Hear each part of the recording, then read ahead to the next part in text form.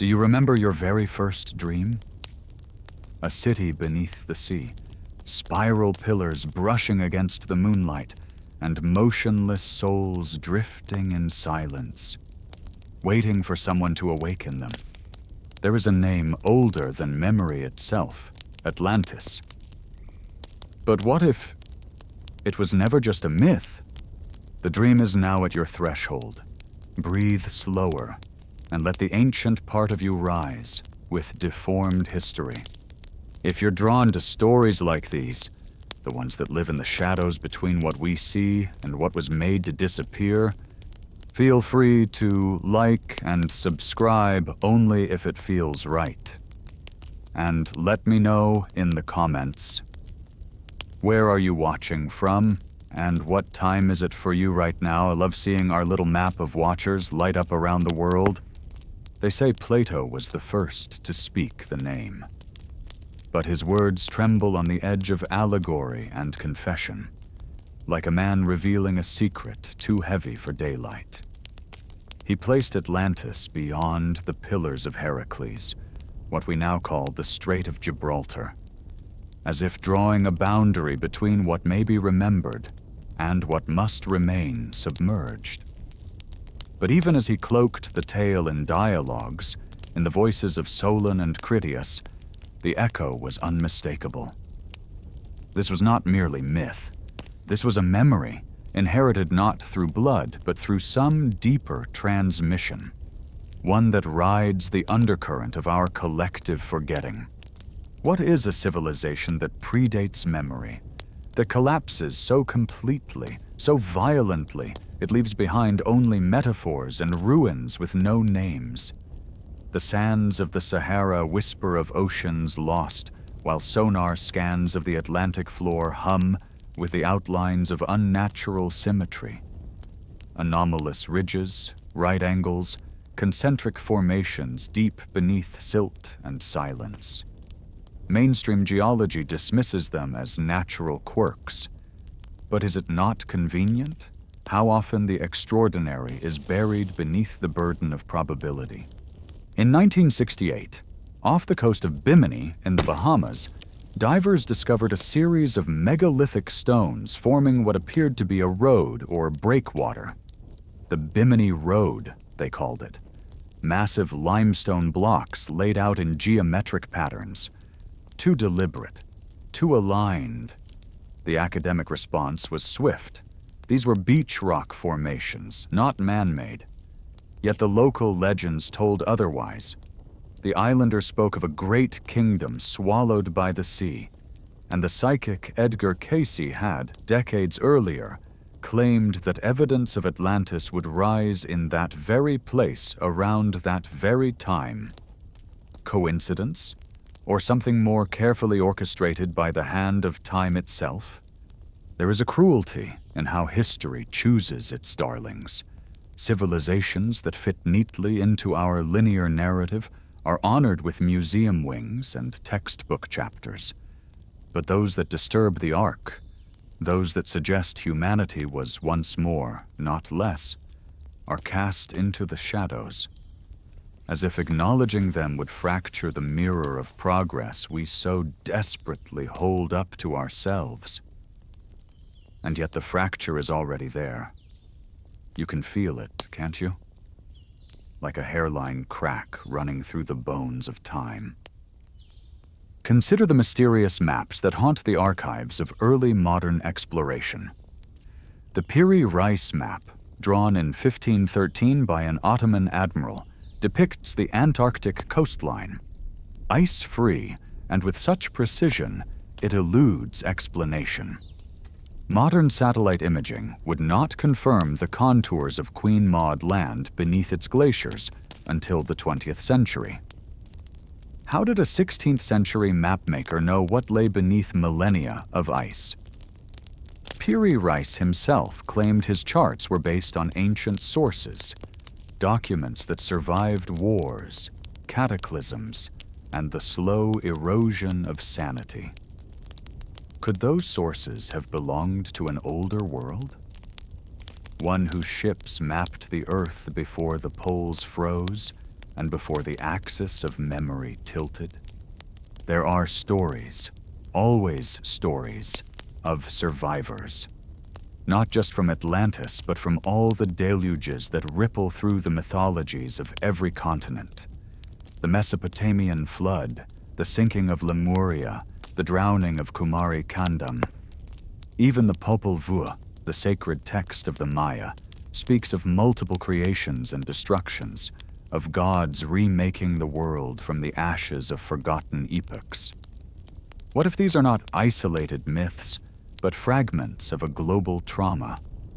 What if the sea, always patient, has devoured not one but many Atlantean dreams? Language remembers what history forgets. Across ancient tongues, the word Atla or Atl appears with eerie consistency. In Nahuatl, Atl means water. In Berber traditions, Atlas was not just a titan, but a king whose realm reached across the Atlantic. In Greek, the term evokes unbearable weight, the burden of holding up the heavens.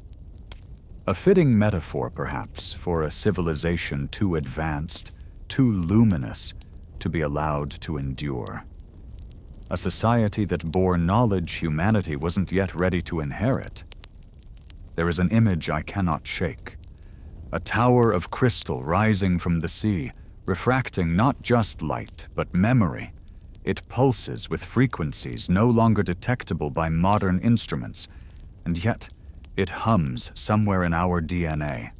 A resonance, a phantom itch in the soul.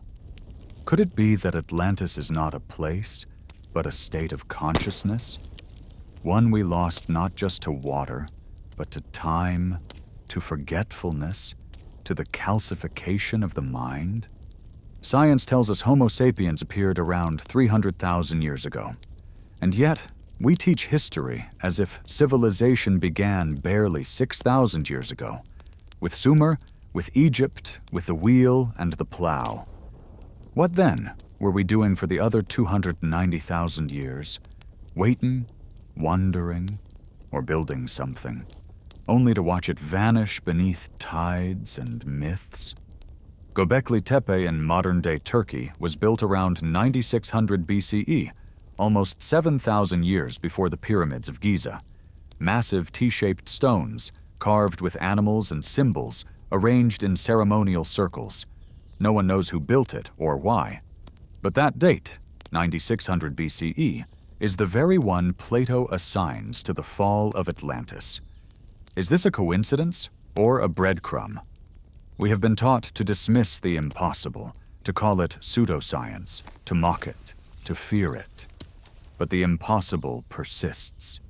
It knocks on the backs of our minds in dreams, in déjà vu, in the echo of stories we do not remember hearing. Atlantis is not gone. It is dormant, like a virus waiting for the right host, the right climate, the right question. Perhaps the question is this: what happens when we awaken to the memory of a world more advanced than our own? Do we fall into awe or terror? The tide is turning. There is a silence beneath the ocean that no sonar can breach. It is not the silence of absence, but of containment.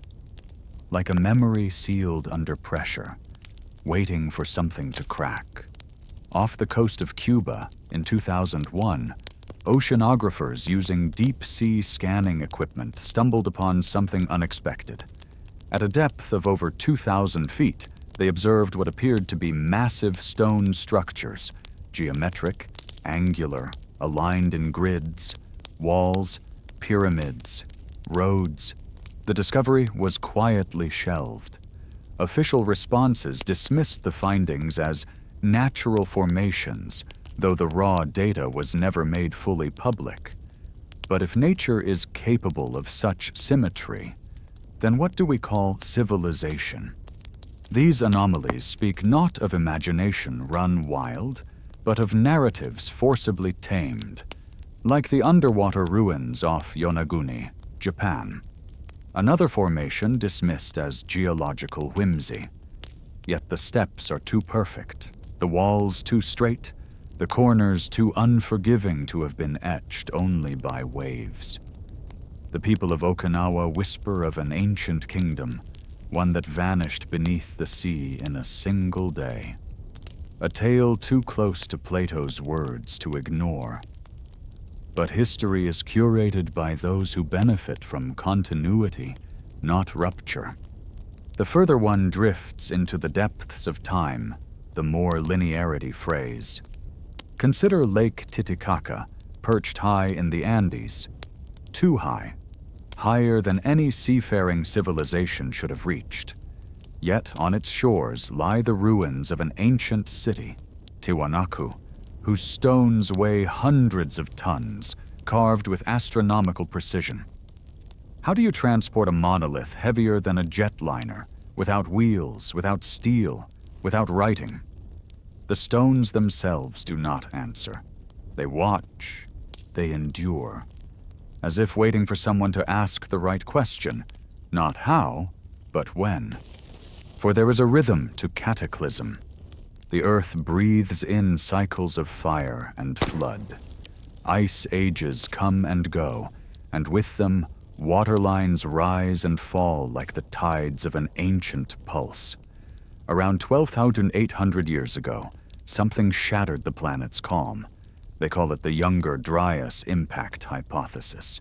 A sudden return to glacial cold, possibly triggered by comet fragments or cosmic debris. The melting that followed sent oceans surging. Sea levels rose hundreds of feet. Land was swallowed, coastlines redrawn. What might have stood on those ancient shores? What knowledge drowned in the panic of survival? There are no written records from that era. But there are symbols.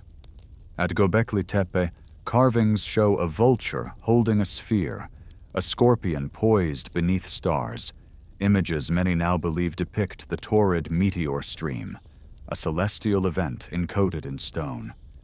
Was this a warning, a remembrance, or a ritual to prevent forgetting? We moderns presume that knowledge flows forward like a river, but rivers flood, they dry up, they branch and vanish. What if the stream of understanding once surged in the opposite direction, flowing from a past more advanced than we dare to imagine? Plato described the Atlanteans as a mighty people, masters of engineering, of agriculture, of law and metaphysics. Their cities were ringed with channels and bridges, their temples adorned in orichalcum, a metal now lost to time. Skeptics dismiss this as allegory, but orichalcum is not fantasy. In 2015, a shipwreck off Sicily yielded ingots of an alloy bearing that very name, copper, zinc, and traces of rare earths, a metal that gleams red gold and resists corrosion. Why name a fabled substance, only to later find it buried in shipwrecks dated to antiquity? The Atlantean ideal is not comfort. It is challenge. It suggests that we are not the apex, but the remnant, that our skyscrapers are echoes, not origins, that beneath the layers of sediment and sedimented thought lies something else, a memory more dangerous than ignorance, the memory that we were once more. We see this in myth, always the myth. The Hopi speak of 4 worlds, 3 of which were destroyed by fire, ice, and flood. The Aborigines of Australia tell of the dream time, an era when gods walked the earth, shaping the land and then vanishing beneath it. The Dogon tribe of Mali have oral traditions describing the Sirius star system in detail, long before telescopes ever confirmed such things. Knowledge misplaced in time, or simply remembered too well. What if Atlantis was not a single city but a network? A seaborne civilization strung along the equator like a necklace of light, connected by trade, by language, by some resonance we no longer feel. It would explain the pyramid cultures, why they rise in Egypt, in Mesoamerica, in China, in Bosnia. Not carbon copies, but harmonic echoes. A technology of alignment, of energy, of purpose. Pyramids are not merely tombs. That narrative is convenient, but insufficient. Their architecture mimics the angles of starlight. Their chambers amplify sound. Their placement maps the heavens. Why bury the dead in such cosmic precision unless the dead were never the point? If Atlantis lived, its heart beat not just with machines, but with understanding. A union of science and spirit. What we call magic now may have once been physics pushed further. Fields we no longer detect. Frequencies we cannot measure. Intuitions dulled by millennia of disconnection. Perhaps their fall was not punishment, but sacrifice. A civilization that stepped too far and chose to vanish before the rest could follow. Or worse, perhaps they didn't choose. Perhaps their end came like a whisper beneath the waves, a vibration that turned cities to vapor, minds to mist. Technology misused, a power beyond balance. A lesson so brutal it had to be buried under flood and forgetting. And yet, the dream persists. Somewhere in the marrow of your imagination, you have seen it. You have stood at the edge of a marble platform, felt the sea spray against your face as translucent ships hovered above the horizon. You've watched twin suns set behind crystal domes. You've run your hands across walls that sang when touched, and you've heard a language with no words, only resonance. Memory is not linear. It is a spiral. And sometimes dreams are just history, seen from the wrong direction. So what if Atlantis was real? And what if you were there? They found it carved into obsidian tablets, long buried beneath the ash of Santorini. Symbols no one could read, shapes too intricate for coincidence. The eruption of Thera around 1600 BCE shattered the Minoan civilization and sent a shockwave across the Aegean. Entire cities sank, not beneath waves, but beneath the weight of silence. What if this was not just a volcanic tragedy? What if Thera was not just a caldera, but a clue? A scar left behind by something far older, a pulse of planetary memory erupting again to warn those who still dared to listen. Plato claimed Atlantis fell in a single day and night of misfortune, but volcanoes rarely act so quickly. Erosion takes time. Civilizations crumble slowly, in layers, unless the end came from above. The Carolina Bays, thousands of elliptical depressions stretching from New Jersey to Florida. For decades, they were dismissed as wind-formed lakes, relics of glacial melt.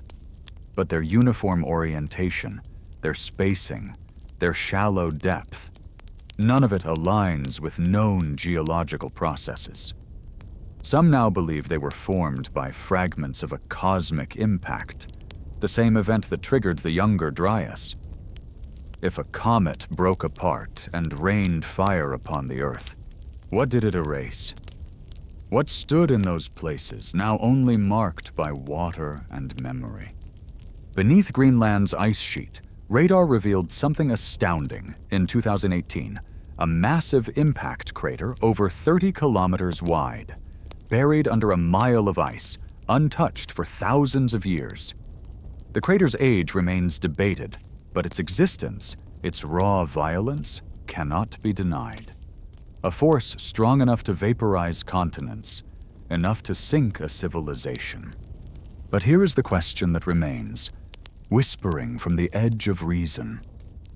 Was it natural? Or was it provoked? If Atlantis had harnessed energy unknown to us, zero-point fields, plasma manipulation, gravitational resonance, then even the slightest miscalculation could have destabilized more than just a city. It could have torn open the sky. The ancients speak often of fire from the heavens, of gods enraged, of stars that fell.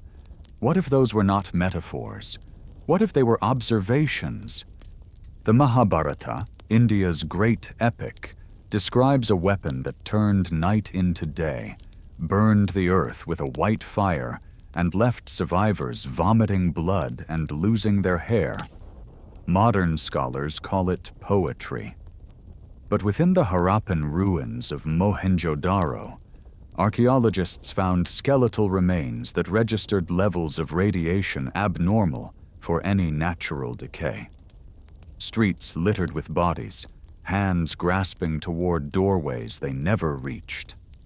Glassified sand. The signs are not conclusive, but they are suggestive, eerily so. Atlantis may not have died in isolation. It may have died in war. There are hints scattered like broken teeth across the mythologies.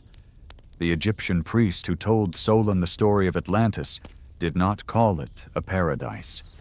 He called it ambitious, aggressive. Its power, unchecked, led to its undoing. And who stopped it? Not a god, but the ancestors of the Greeks. Primitive in technology, perhaps, but pure in intention. What if that part of the story holds a deeper truth?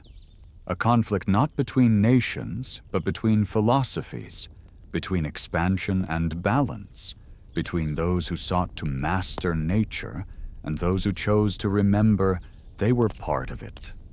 Maybe the Atlanteans were not just advanced, they were divided. In every golden age, there is a fault line, a schism between those who remember the source and those who believe they have become it. The symbol of Atlantis, according to Plato, was concentric rings of land and water, a pattern that appears again and again in sacred geometry, in ancient temples, even in the structure of hurricanes and galaxies. It is a symbol of balance, of symmetry, of flow. But symbols can be corrupted. What begins as a design for harmony can become a fortress for control. What if the rings were not just physical? What if they represented castes, those closest to the source and those pushed to the periphery? A stratified utopia is no utopia at all. It is a time bomb, one that ticks in every empire that forgets its own beginning. So the question turns inward. Could we recognize an Atlantean among us? Not by their clothes or their language, but by a look in the eye, an ache that remembers flying machines made of crystal and gold, a fear of water too deep, too cold. They would walk among us as visionaries or madmen, dreamers with maps no one taught them, children drawing spirals before they learn their names. Genetic memory, they call it. A theory once scoffed at, now cautiously explored. Trauma, after all, leaves residue. So might wonder. DNA contains not just instructions, but history. Mitochondrial Eve is not just a myth. She is measurable, traceable. And yet, there are anomalies. Genes that seem older than the timeline allows. Haplogroups that appear where migration should not have reached. Blue-eyed skulls in the Americas. Megalith builders with no known ancestors. We may be Atlantean, not by nation, but by fragment. Pieces of a puzzle scattered across millennia, each of us holding a shard too small to recognize, until something awakens it. A sound, a place, a dream. The resonance of certain locations cannot be explained by beauty alone. Machu Picchu, Easter Island, the Nazca Lines, places built with purpose yet forgotten by history. They call them energy points, ley lines, planetary chakras, laughable terms in academic halls, yet how else to explain the sensation? The shift in perception, the tingling at the base of the spine, these were not random sights. They were nodes in a network, like neurons in a planetary brain. And perhaps Atlantis was the corpus callosum, the great bridge, now severed, that once connected hemispheres of knowing. If that is true, then Atlantis is not gone. It is broken. Its pieces lie scattered, in languages, in ruins, in the dust under your fingernails, waiting. And perhaps that is the most dangerous idea of all. Not that Atlantis was real, but that it is unfinished. Still breathing, still dreaming, through us. There's a certain kind of silence that surrounds megaliths. Not just the hush of wind between stone, but a deeper quiet. The kind that hums against the bones, like a forgotten frequency. In the highlands of Scotland, the Callanish stones stand in an eerie cruciform alignment, older than Stonehenge, older than memory. Locals call them the sleeping giants, petrified watchers of the sky. Their purpose remains officially unknown. But if you stand among them at the solstice, when moonlight bends across the horizon in that ancient arc, you will feel it. The geometry of remembrance. Everywhere they appear, the stones tell a story without language. Menhirs in Brittany, the dolmens of Korea, the star-aligned circles in Nabta Playa, Egypt, 8,000 years old and pointing precisely to Sirius. Each one part of a forgotten lexicon, as if someone once tried to anchor knowledge into the earth itself, to preserve meaning not in books, but in mass and angle and light. These were not random monuments. They were terminals, ports in an invisible grid. A grid that may have once been whole. In 1973, Russian engineer Nikolai Goncharov and his colleagues proposed the idea of a planetary grid system, a lattice of energetic nodal points forming a geodesic structure across Earth. The theory was dismissed as pseudoscience, but the model's intersections eerily align with sacred sites. The Great Pyramid, Easter Island, the Bermuda Triangle, Mohenjo-Daro, and, again, Bimini. What if ancient civilizations didn't just build where the land allowed, but where the energy sang? If Atlantis existed, it likely sat at a nexus, perhaps even the central node, of this global network, not just geographically, but vibrationally. A harmonic center through which knowledge, energy, and intention could move across continents.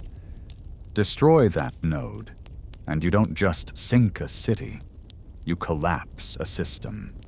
But Atlantis may have collapsed from the inside first.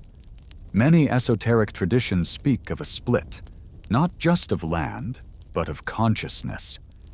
The fall of Atlantis was not merely tectonic, it was psychic, a misuse of energy, a rift between will and wisdom. Theosophical texts, particularly those by Helena Blavatsky and later Edgar Cayce, describe Atlanteans as masters of vril, a subtle life force energy drawn from the earth itself. They used it for healing, for levitation, even for mental communication. But there were those, the legends say, who turned it toward domination, weaponizing the very essence of life. The schism grew. Some tried to warn, some tried to flee, and some stayed, believing they could control the unraveling. But you cannot bend light without casting shadow. In the last days, the myths suggest, the Atlanteans turned to crystal, towering spires of engineered resonance, channeling vril into focused beams. Some say these were generators, others say they were gateways. Perhaps they were both. The legend of the fire crystal appears again and again in esoteric lore. a massive prism buried at the city's heart, pulsing with energy drawn from the Earth's core and the stars above.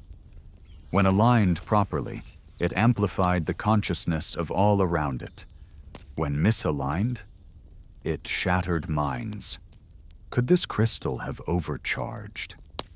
Could its frequency have destabilized not just Atlantis, but the very fabric of the surrounding sea and sky? Earthquakes, storms, electromagnetic anomalies. All symptoms not of divine wrath, but of resonance lost. And what if some survived? The old stories speak of a migration, not of armies, but of knowledge bearers.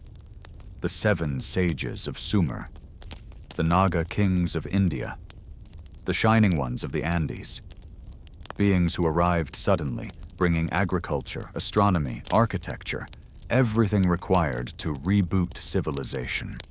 Always depicted as tall, radiant, cloaked in feathered garments or scales of light, symbols that may once have been literal. Could they have been refugees of Atlantis? Not gods, but remnants. We find echoes of their legacy in myth, yes, but also in masonry. The ashlar technique, perfectly cut stones, locked together without mortar, appears in sites thousands of miles apart. Puma Punku in Bolivia, Giza in Egypt, Baalbek in Lebanon. How do cultures separated by oceans share a fingerprint in stone? Mainstream archaeology offers no satisfying answer. Coincidence, they say. Independent invention. But invention obeys constraints. Cultural, material, temporal. And still, these stones stand, mocking the linearity of our assumptions. Perhaps Atlantis was never meant to be remembered clearly. Perhaps it was meant to be recovered slowly, piece by piece, through the trembling intuition of those who still feel it. For truth, when too bright, blinds. But when scattered like stars, it guides. There are symbols, always symbols, that betray deeper truths. The pine cone, found in Sumerian carvings, Egyptian reliefs, and Catholic architecture, represents the pineal gland, the seat of consciousness, the third eye. In Atlantis lore, the pineal was not vestigial, but vital.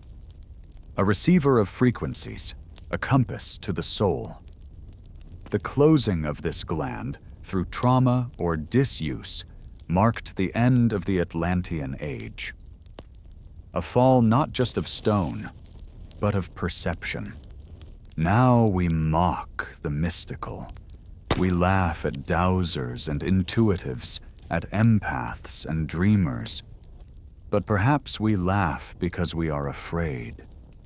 Because deep down, something inside us remembers. Not with words, with ache, with longing. Every child draws before they speak, and they draw spirals. There's a spiral carved into the oldest known temple in Ireland, Newgrange. Another on the Nazca Plateau, another on Hopi pottery. Always turning inward, then outward. Always spinning towards the edge of knowing. The spiral is not a symbol. It is a process. A map of how memory returns. Atlantis is not behind us. It is beneath us, yes, but also within us, like an ancient rhythm waiting for the beat to rise again. And if the dream were to resurface, if the vibration aligned once more, what would we remember first? The light or the fall? Somewhere in the deserts of Egypt, hidden beneath sand, older than empires, lies a doorway carved not for men, but for memory. The Sphinx, silent, mutilated, eternal, stares eastward as if waiting for something long overdue. Conventional timelines place its construction around 2500 BCE, yet weathering patterns on its body suggest a far older age, one shaped not by wind and sand, but by water. Torrential rain. The kind of rain Egypt hasn't seen in 10,000 years. What if the Sphinx is not a monument of dynasties, but a relic of survivors? John Anthony West, together with geologist Robert Schoch, proposed this heresy of dating in the 1990s. The academic world recoiled. But truth has its own stubborn sediment. The evidence remains. Weathering, erosion, geological memory pressed into limestone, and the head, disproportionate, recarved, whispers of a time when even gods were rebranded to fit new myths. What if the Sphinx once bore the visage of a being who remembered Atlantis not as a myth, but as home? In front of the Sphinx, beneath its paws, lies a chamber. Ground-penetrating radar confirmed its presence decades ago, yet no public excavation has been allowed. The Hall of Records, some call it, a vault of Atlantean wisdom, preserved beneath the gaze of a lion who watches the stars. If such a chamber exists, if it holds blueprints, crystals, scrolls, machines, what happens when we open it? Do we finally remember? Or do we tremble at how much we've forgotten? The alignment of the Sphinx, facing precisely east, ties it to the zodiacal age of Leo, around 10,500 BCE. That same date, again and again, rises from the ocean of myth like a beacon. Plato's fall of Atlantis, the construction of Gobekli Tepe, the sudden warming after the Younger Dryas. As if the earth itself marked that epoch with fire and stone, saying, "This was the end of one dream and the beginning of forgetting." But not all forgot. The Dogon people of Mali, far removed from the Nile, possess astronomical knowledge so precise it defies explanation. They speak of Sirius A and Sirius B, binary stars invisible to the naked eye. They knew the orbit, the density, the periodicity. How? They claim it was given to them by the Nomo, amphibious beings who came from the stars in a vessel that landed with sound and light. Scholars scoff, but the Dogon do not waver. They speak not in metaphors, but in memory. The Nomo, they say, were teachers, beings of knowledge, not conquest. Some call them extraterrestrial, others interdimensional. But what if the distinction doesn't matter? What if they were Atlanteans, or what Atlanteans became after the fall? If Atlantis was a civilization of both spiritual and technological advancement, then the boundaries we draw between science and spirit would not apply. To manipulate frequency, to harness vibration, to speak through light. These are not contradictions. They are harmonies we've forgotten how to hear. In ancient India, the Vimana, flying machines described in the Vedas, were said to move by the power of the wind, the lightning, and the sun. Some texts describe battles between such machines, wielding weapons that mirror modern particle beams or nuclear blasts. Could these have been remnants of Atlantean tech? Perhaps not built in Atlantis itself, but passed down through those who fled its drowning. The pattern begins to emerge, a global seedbed of knowledge scattered across surviving cultures. Not an empire, but a memory network. The Atlantean diaspora. Fragments encoded in myth, ritual, architecture, star lore. Waiting, always waiting, for the right minds to piece them together. Even in Mesoamerica, the feathered serpent god Quetzalcoatl is said to have brought civilization, astronomy, calendars. He came from across the sea, pale-skinned, bearded, a description that made no sense within indigenous genetics, yet repeated through oral tradition. He promised to return. What if he, too, was part of that legacy? a carrier of the flame. The Maya, masters of time, tracked cycles within cycles, long counts that spanned thousands of years. They didn't see time as linear, but spiral, returning, repeating, aligning. And in 2012, the Western world held its breath, expecting doomsday. But the Maya never predicted an end. They marked a turning, a remembering. Atlantis, perhaps, was not destroyed. It receded, like a tide drawn back from the shores of consciousness, not erased, but veiled, so that humanity could evolve through struggle, rediscovering each tool through pain and wonder. For knowledge handed freely is often squandered, but knowledge earned through fire and forgetting transforms. Still, the veil thins. Why now? Because the world trembles again. Ice melts. Magnetic fields shift. Frequencies spike. The Schumann resonance, Earth's electromagnetic heartbeat, once stable at 783 Hz, now fluctuates wildly. Scientists can't explain it, but sensitives feel it. Dreams become stranger. Time bends. Memory stirs. Some say the Atlantean consciousness is returning not through archaeology, but through incarnation. Souls reborn, drawn to each other, magnetized by an old promise.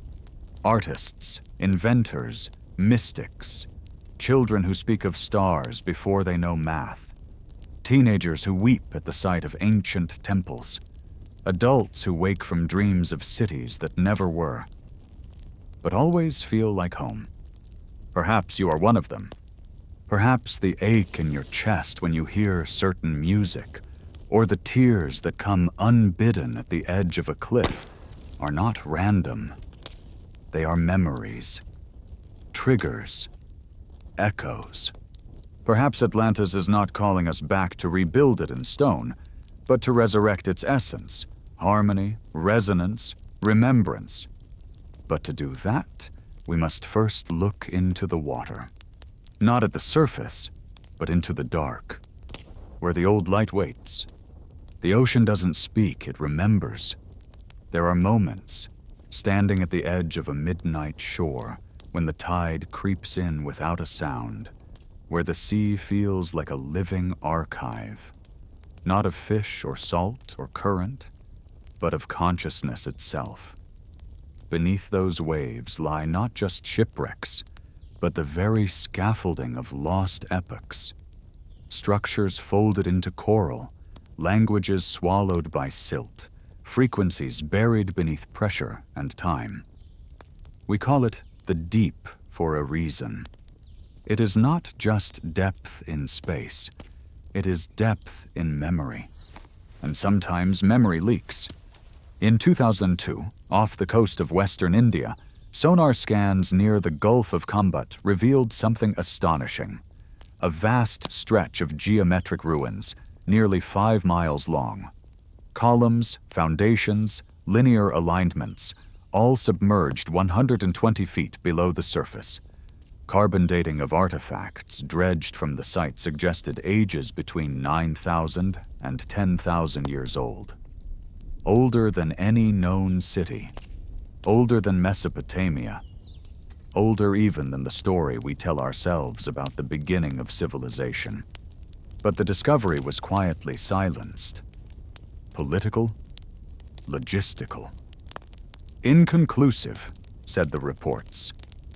As if time could not tolerate such contradictions. As if truth must wait until we are ready to hold it. But the sea doesn't wait, it pulses. It is perhaps no coincidence that so many of the world's earliest flood myths come from coastal peoples. In the Epic of Gilgamesh, Utnapishtim tells of a deluge that wiped clean the earth. The Bible echoes the same with Noah. The Greeks with Deucalion, the Sumerians with Ziusudra, the Ojibwe, the Chinese, the Aborigines, all tell the same story, wearing different masks. A great flood, a reset, a fall and a rebirth. But myths don't lie, they distort, They encode. What if these tales were not warnings, but records? Not moral lessons, but memory containers? The flood was not wrath. It was consequence. A planetary correction. Not because humans sinned, but because something within the energetic system ruptured. An overload. A collapse of harmony. Atlantis, then, was not just lost to water. It was sacrificed to balance. Imagine a civilization whose understanding of energy extended beyond fossil fuels or electricity. A world that tapped into the resonance between earth and sky. The crystalline grid, the song lines, the breath between stars. A world that saw energy not as resource, but as relationship. But relationships fracture. In the Atlantean myths preserved by esoteric traditions, the fall did not come from without, but within. They had mastered energy, but not themselves. They split. The sons of the Law of One, who lived in harmony with the earth, and the sons of Belial, who bent energy to control and dominate. One sought integration, the other extraction. And in that divergence, the seed of collapse was sown. Does this sound familiar? We, too, live in a divided world. Technological brilliance and spiritual drought. Innovation without wisdom. Power without memory. Are we not walking the same path, etched in different sand? But if we are repeating, then perhaps we are also remembering. The philosopher Rudolf Steiner once suggested that human history moves in spirals, each epoch echoing the one before, but on a higher turn of the wheel. Atlantis, then, is not just a lost continent. It is a mirror. A lesson encoded in the pattern of our becoming. But mirrors can be dangerous if we stare too long. Because what if the fall was not just a fall? What if it was also a gift? There's a story buried deep within the Hermetic texts, a tale of divine amnesia. That souls, before descending into physical form, are kissed by the river of Lethe, the river of forgetting, so that they may learn, not by memory, but by rediscovery. The forgetting is not punishment. It is process. A necessary silence so that the song can be sung again, this time with intention. Atlantis forgot nothing. We did. We forgot how to hear stone, how to speak to stars, how to listen to the dream beneath the ocean's breath. But even in forgetting, we left markers, symbols that outlived temples, songs that encoded geometry, words that never lost their shape. The spiral, the trident, the eye. Ah, the eye. The eye of Horus in Egyptian iconography mirrors the pineal gland almost perfectly. The eye of Ra doubles as a symbol of light, knowledge, vigilance. And yet, from space, satellite images of Mauritania reveal something else entirely, an enormous circular formation in the Sahara Desert, 28 miles across, composed of concentric rings of stone and sand. They call it the Rishat structure, but some whisper a different name, the Eye of the Sahara. It fits Plato's description of Atlantis with chilling accuracy. Rings of land and water, mountains to the north, flat plains to the south. It's not under the sea, but what if it once was? What if the land we now call desert was once lush, fed by ancient rivers long gone? What if tectonic uplift, or the draining of seas, or a cataclysmic shift left this monument exposed and misinterpreted? Mainstream science calls it a geological dome, but its symmetry sings of something else. A memory fossilized in geography. Atlantis may not have sunk. It may have baked, and then been forgotten. But the desert keeps secrets as well as the sea. Wind and sand are patient archivists. perhaps too patient, because the time for remembering is returning. You feel it, don't you? Not as proof, but as a pulse, like a name you've almost recalled, hovering on the edge of dream. Atlantis, not gone. Not myth. Just waiting. Dreams are rarely random. They arrive with symbols, with places we've never seen yet recognize too well. A city of light beneath an endless dome. A stairway descending into emerald-lit halls. People with voices like instruments, speaking not in words, but in harmonics. Over and over again, these images return. Not just to mystics, but to engineers, artists, children. As if something ancient is attempting to whisper through the cracks of sleep. And the message is always the same. You were there. Not as a ruler, not as a priest, not even as a name carved in stone. You were there as a fragment of experience, of knowing, of resonance. Atlantis is not a place we must find. It is a self we must retrieve.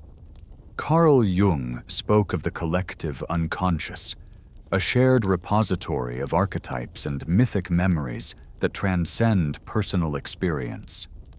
But what if some of those archetypes are not inherited symbols, but inherited histories? What if the reason the myth of Atlantis resonates so deeply is because it isn't just a story, it's a wound, a fracture in the human timeline, a memory so vast it had to be buried in metaphor because the psyche could not survive it whole? Every civilization has its Eden, its lost golden age, a time before time when harmony was law and separation was unknown. The Greeks called it the Age of Kronos. The Hindus called it Satya Yuga. The Persians had their Aryanim Vajra. Even the Zuni speak of a first world that was destroyed by fire, then water, then forgotten. Why does this echo persist? Is it merely nostalgia? Or is it genetic haunting? Science still does not fully understand memory. We know how it behaves, not how it is. We can store data, but we cannot encode meaning, not in the way myth can. Myth survives not because it is accurate, but because it's true in a different register. In myth, Atlantis fell, and with it, something inside us also descended, into matter, into forgetting, into time. There's a reason why so many seekers turn inward to find the past, why silence and solitude reveal more than textbooks. Meditation, regression, plant medicines. These are not escapes. They are instruments for listening. And what so many report, regardless of culture or belief, is uncanny. Visions of ancient temples made of translucent stone, libraries where knowledge vibrates like light, beings who do not speak but remember through you. We think of memory as backward-facing, but in the deeper strata of consciousness, memory moves sideways, layered, recursive, non-linear. Sometimes what feels like a vision of the future is actually a re-emergence of what was, an echo, ringing forward. Could it be that Atlantis was not only a place, but a frequency, a bandwidth of being, a station that, once attuned, restores what was lost, not only in knowledge but in self? It would explain the sudden flashes, the déjà vu in ancient ruins, the inexplicable skill, the tears that fall without cause while touching a stone, or hearing a sound that shouldn't mean anything, but does. Resonance doesn't lie. The ancients knew this. Pythagoras claimed he remembered 10 past lives, but more importantly, he taught that the soul is mathematical, that harmony is the structure of existence. He traveled to Egypt, to Babylon, perhaps even to India, in search of what he called the music of the spheres. What if what he found wasn't just theory, but legacy? He spoke of a civilization that encoded the universe into number, where geometry was not just measurement, but devotion, where architecture healed, where the soul remembered itself through proportion. What if his teachings were not discoveries, but echoes? And what of the pyramids?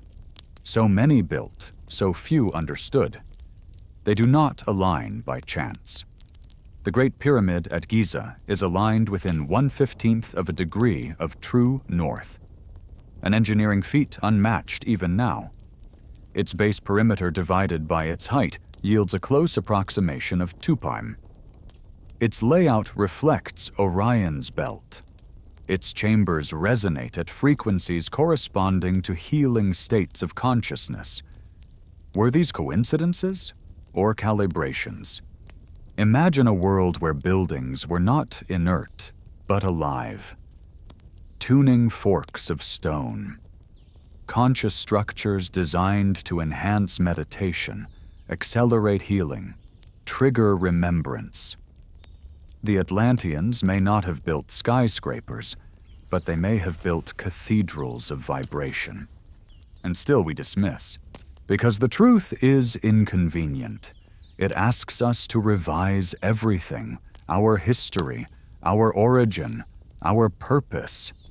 It threatens the stories we built to feel safe, stories of gradual progress, of modern superiority, of technological ascent from a primitive past.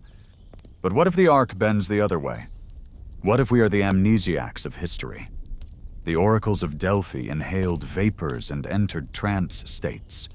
They spoke in riddles, in warnings, in poetry. We imagine them as mystical relics. But what if they were scientists of the soul, engineers of altered states? What if their temple sat atop a fault line, not for ritual, but for resonance, using geoelectric fields to amplify the pineal, to pierce the veil? All roads lead back to the mind, because the ultimate ruin is not in stone, but in consciousness. Atlantis did not die because it failed in technology. It died because its mind fractured. It grew faster than it healed. It reached outward before it looked inward. And in doing so, it lost its center. A center we are now being called to rediscover. Not to rebuild Atlantis as it was, but to remember why it fell, and what, if anything, can rise in its place. And here we are. Brink again! Tides rising, voices returning. And in the stillness between each breath, something ancient stirs. Not a memory. A return. Beneath the ice, it waits. Not just fossils or stone, but a silence too symmetrical to be accidental. Antarctica, they say, is a continent of death. Uninhabitable, desolate, pure. But purity is often the final mask of forgetting. For centuries it remained untouched on our maps, a void at the bottom of the world. But ancient charts, like the Orontius Phineus map from 1531, depict it without ice. Mountain ranges, river valleys, coastlines too precise to be fantasy. Centuries before satellite imaging, how did they know? The Piri Reis map, fragmented, mysterious, dismissed, places the southern continent along a warm shoreline, accurately showing what lies beneath the modern glaciers. A time before ice? Or a time remembered by those who survived the last thaw? If Atlantis fell, could part of it have fled south? It is tempting to imagine ships, not of wood, but of crystal and magnetism, rising into storm-dark skies as the waters rose, carrying the last of the engineers, the adepts, the dreamers, not escaping death, but preserving seed, crossing fault lines, magnetic belts, planetary harmonics, searching for resonance, for shelter. And in the pole, they may have found both. In 2016, Satellite imagery caught the attention of anomaly hunters, strange formations beneath the ice near Wilkes Land, a vast oval indentation, linear shadows too angular for nature. Whispers spoke of hidden bases, buried pyramids, even ancient craft entombed in permafrost. Most dismissed it as pareidolia, our brain's hunger for pattern. But what if the pattern is real? What if something sleeps beneath the southern ice? And what if it is not dead? The Nazis, infamously, were obsessed with Atlantis. Their Thule society believed in an ancient Aryan homeland, a Hyperborean paradise of godlike ancestors. They scoured the Himalayas, the Arctic, and, yes, Antarctica. Operation High Jump, launched by the U.S. Navy in 1946 under Admiral Byrd, sent 13 ships, 33 aircraft, and over 4,000 men to the frozen continent. Officially, it was for training. Unofficially, Byrd himself would later claim that he had encountered flying craft of unimaginable speed and design. "The world must prepare," he said cryptically, "for the possibility of a new enemy coming from the polar regions." What did he see? And why was the expedition cut short? The idea of ancient technology buried beneath ice may seem fantastical, but so too once seemed the idea of microscopic life, of black holes, of quantum entanglement. Fantasy is simply future fact, viewed too early. We forget how quickly the boundaries shift. And as the ice melts, more secrets rise. Ancient bacteria are being released into the oceans. Unknown viruses preserved in frost for millennia now awaken. Ecosystems, untouched by man, are beginning to stir. But what if it is not just biology that is reactivating? What if the Earth itself remembers what sleeps there? The poles are not static. They wander. The magnetic north has accelerated in recent decades, migrating towards Siberia at an unusual pace. Earth's magnetosphere is weakening. Cosmic radiation increases. Auroras dance at lower latitudes. The Schumann resonance trembles. These are not just statistics. They are symptoms. Of what? A realignment? A return? The ancients tracked such things, not with instruments, but with stone. The medicine wheels of North America, the circular temples of Malta, the observatories of the Andes. They watched the skies not as distant phenomena, but as reflections of internal states. As above, so below. As within, so without. So what happens when the poles shift? Do the veils thin? Do the echoes grow louder? Many traditions speak of a veil, a metaphysical boundary between dimensions, between worlds. In the Vedas, it is Maya, the illusion. In Kabbalah, the klipot, husks that hide divine light. In the Gnostic texts, the archons, gatekeepers of ignorance. But the veil is not fixed. It pulses. And at certain thresholds, solstices, eclipses, magnetic inversions, it shimmers. Perhaps Antarctica is not just a tomb.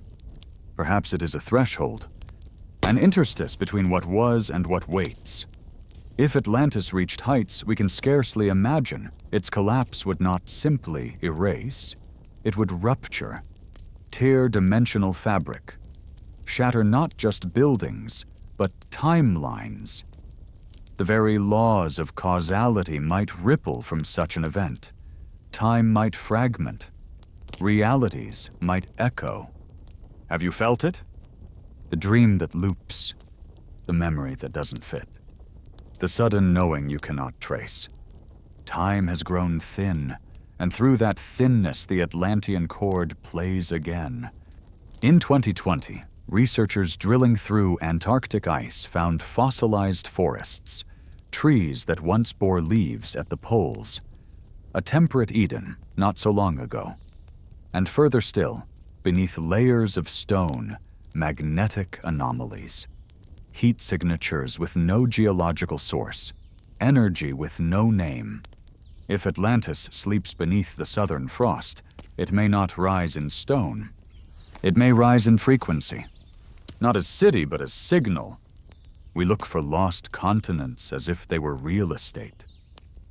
But what if Atlantis was never meant to be touched again? Only remembered?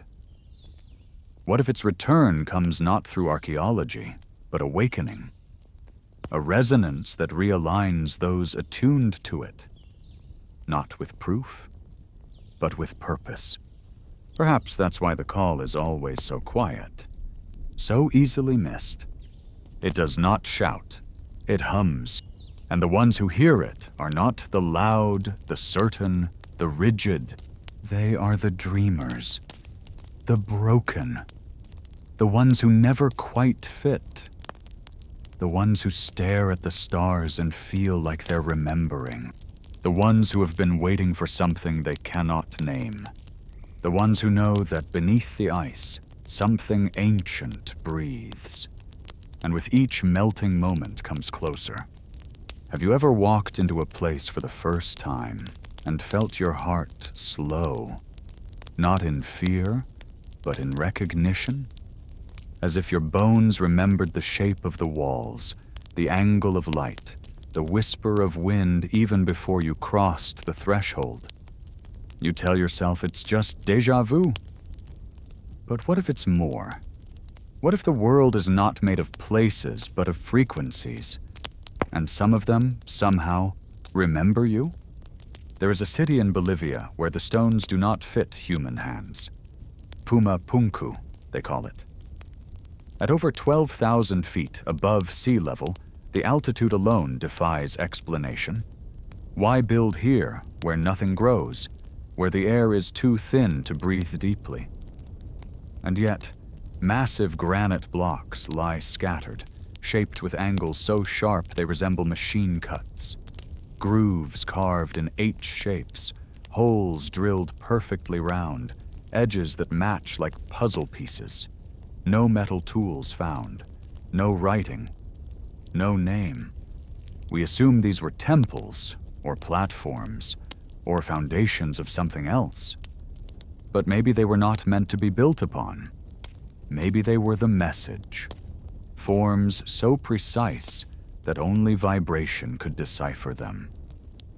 A language not of syllables, but of silence encoded in stone.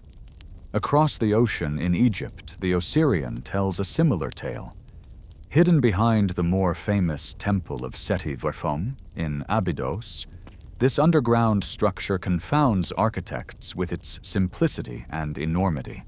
Cyclopean stones, smooth and unmarked, fitted without mortar.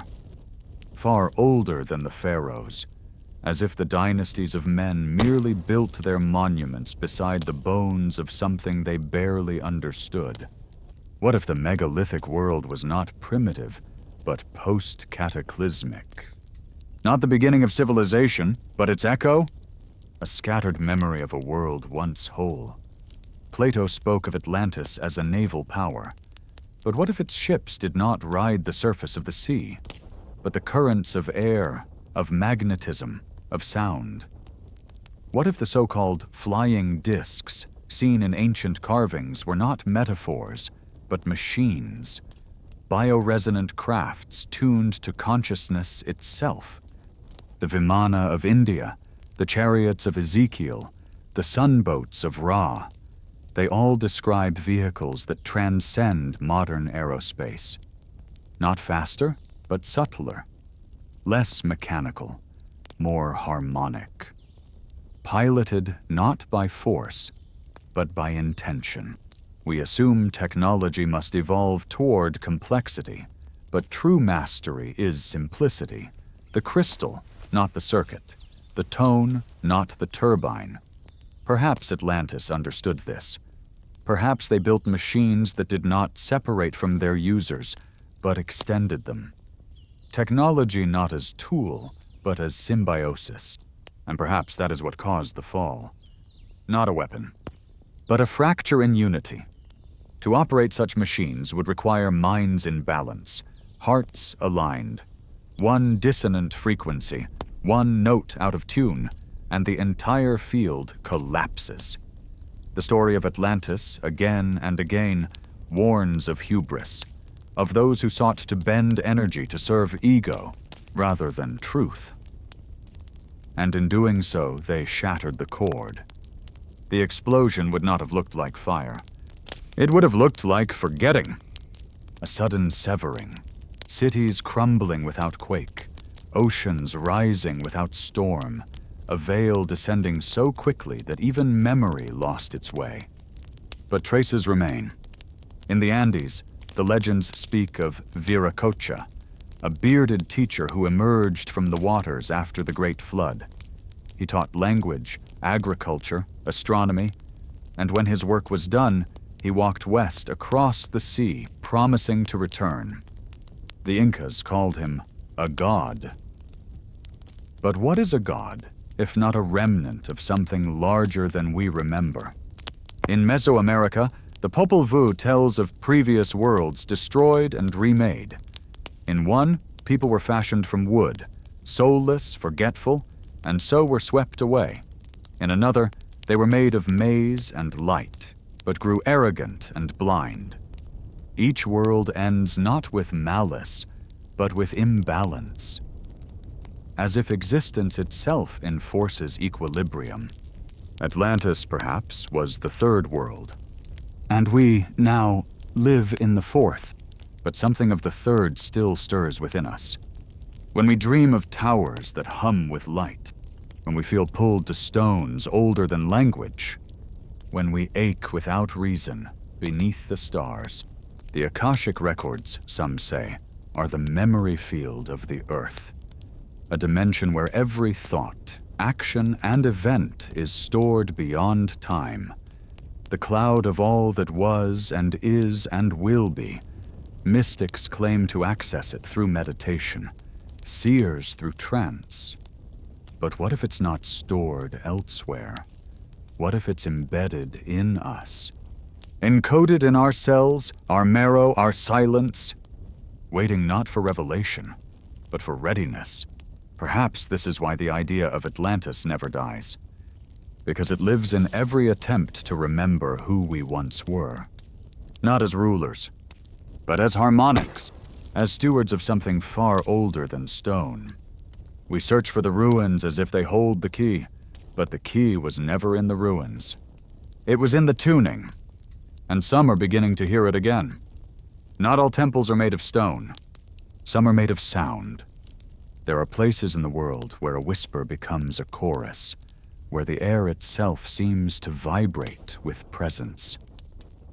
Step into the Hippogym of Hal Saflieni in Malta, an underground chamber older than the pyramids, and speak. The human voice, tuned to certain frequencies, begins to resonate against the curved walls. Chant low enough, around 110 hertz, and the chamber sings back. Not metaphorically, literally. Bones tremble, the mind slips.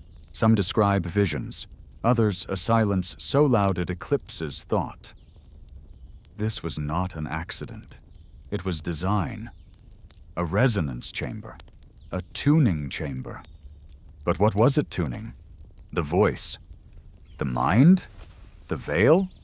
Science tells us that the brain shifts states with sound. Delta, theta, alpha, beta. The language of waves. These states govern sleep, vision, emotion, clarity. Indigenous cultures knew this long before EEG machines. They drummed, they chanted, they carved caves into frequency-specific chambers, not to worship, but to align, to descend into memory that was not personal, not even human, something older. The hypogeum is not alone. The King's Chamber in the Great Pyramid resonates at 440 and 432 hertz. The stone sarcophagus within is slightly too small for a body, yet perfectly dimensioned to amplify tone. Was it ever a tomb? Or was it a throne for the soul? An initiation chamber, where frequency shattered the ego and revealed what sleeps beneath. Atlantis, too, must have sung, not with hymns or symphonies, but with vibration, structured, measured, alive. Imagine a civilization that built with resonance, not bricks, buildings that hummed in harmony with their occupants, streets tuned to foster calm or vision, domes that amplified collective intention. Not magic, not fantasy. Physics, refined beyond circuitry, beyond material. And when the frequency fractured, when dissonance entered the field, what then? The fall would not be fire and flood alone. It would be tone, a planet out of key. Many esoteric traditions speak of a time when humanity fell into density, from light into matter, from unity into duality. The Garden of Eden story, cast out after tasting knowledge, is not about punishment. It is about frequency. Before the fall, they say, we existed in a higher octave of consciousness, not bound by linear time, not locked in flesh. We descended, not in morality, but in resonance. Atlantis may have marked that turning point, the last echo of a civilization that still remembered the sound of source. And when it forgot, the veil thickened. The old priests knew this, not in theory, but in practice.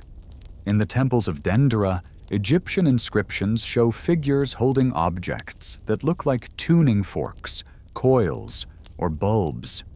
The Dendera light, they call it. Interpretations vary. Electricity, say some. Symbolism, say others. But what if the objects were not for illumination, but calibration? In the East, the practice of Neda Yoga teaches that the inner sound, Anahata Neda, is the gateway to the divine. Tibetan singing bowls, Gregorian chants, overtone harmonics, these are not art. They are instruments of remembrance. Atlantis may not have invented this truth. It may have inherited it or rediscovered it, but it understood. And that understanding is returning. Have you noticed? The rise of sound healing, the fascination with 432 hertz, the rediscovery of solfeggio frequencies. Not as fads, but as yearnings. People seek what they do not remember. They crave tones that don't entertain, but tune. There is a hunger not just to hear, but to feel sound again. To let it rebuild us, because we are ruins too. Our bodies carry scars of a fall we no longer name. Chakras misaligned, cells vibrating with static, minds looping in frequencies not our own. Atlantis, perhaps, did not die outside us. It died within. And now we rebuild not with cities, but with tone. Somewhere deep in the ocean, perhaps the ruins still hum. Crystals still buried beneath layers of silt, still alive with faint signals. Waiting.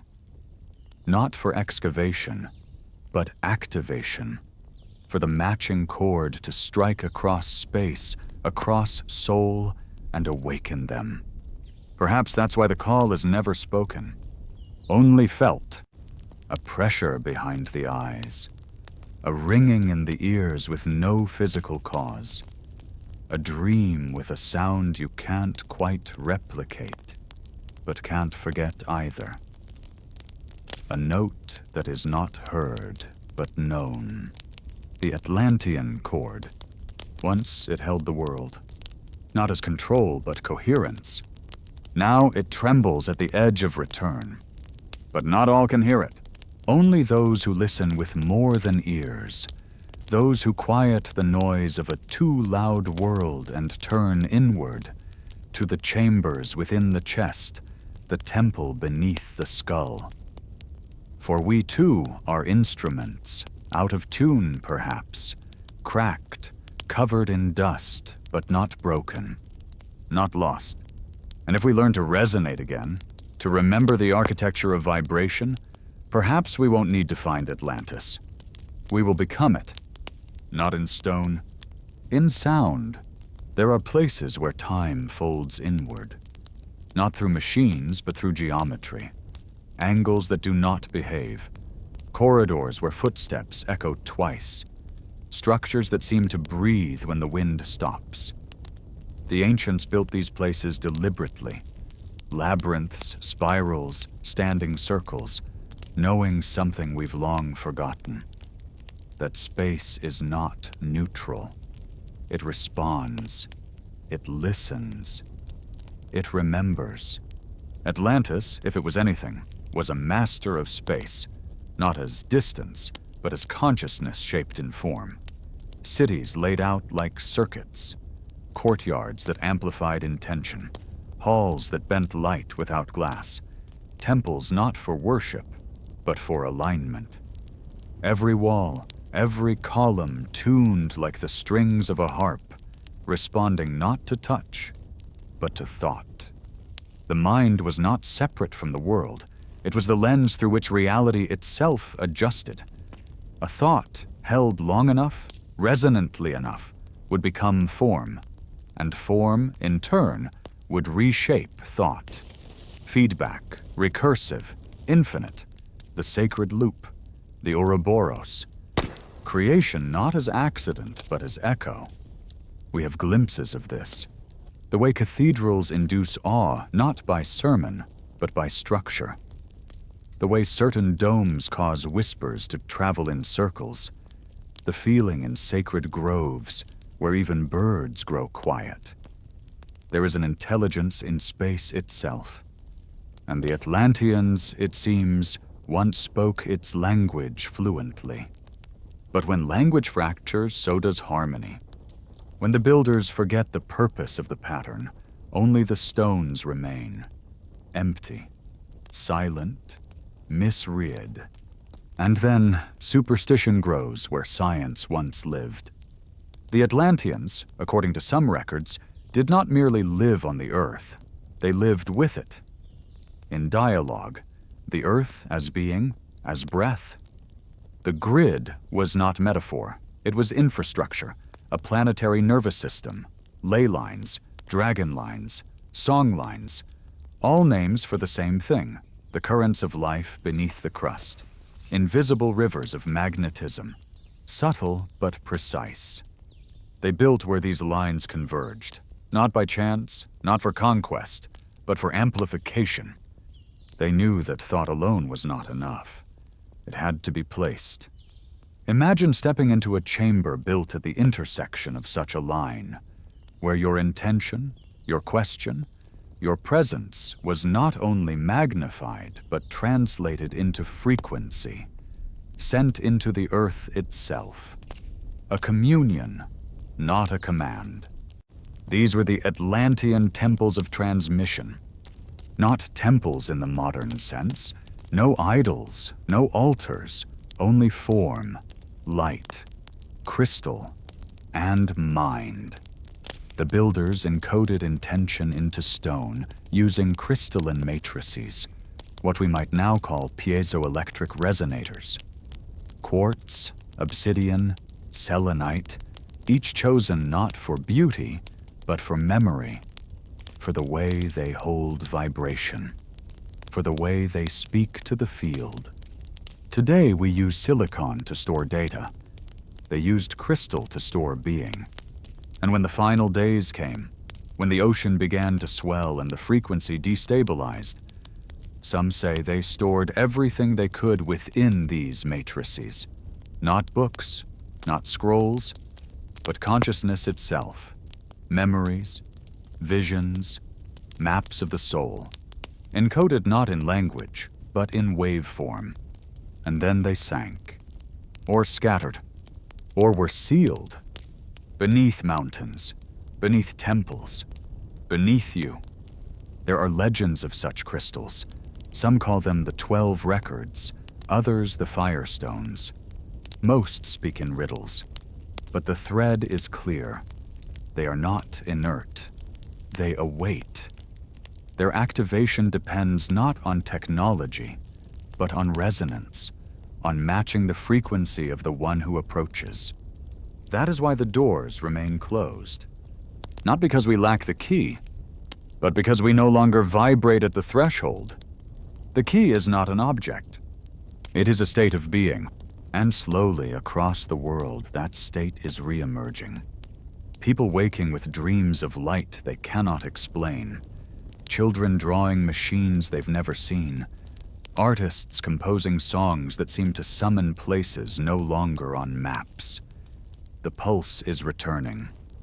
Faint. Flickering. But real. We think the future will be built with code.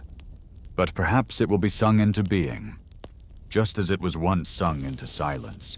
You see, Atlantis was not a single event. It was a cycle. A pattern etched into the DNA of humanity.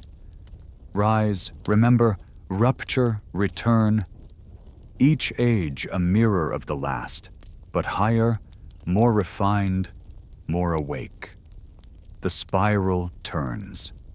We are approaching another turn. The earth shudders with transition.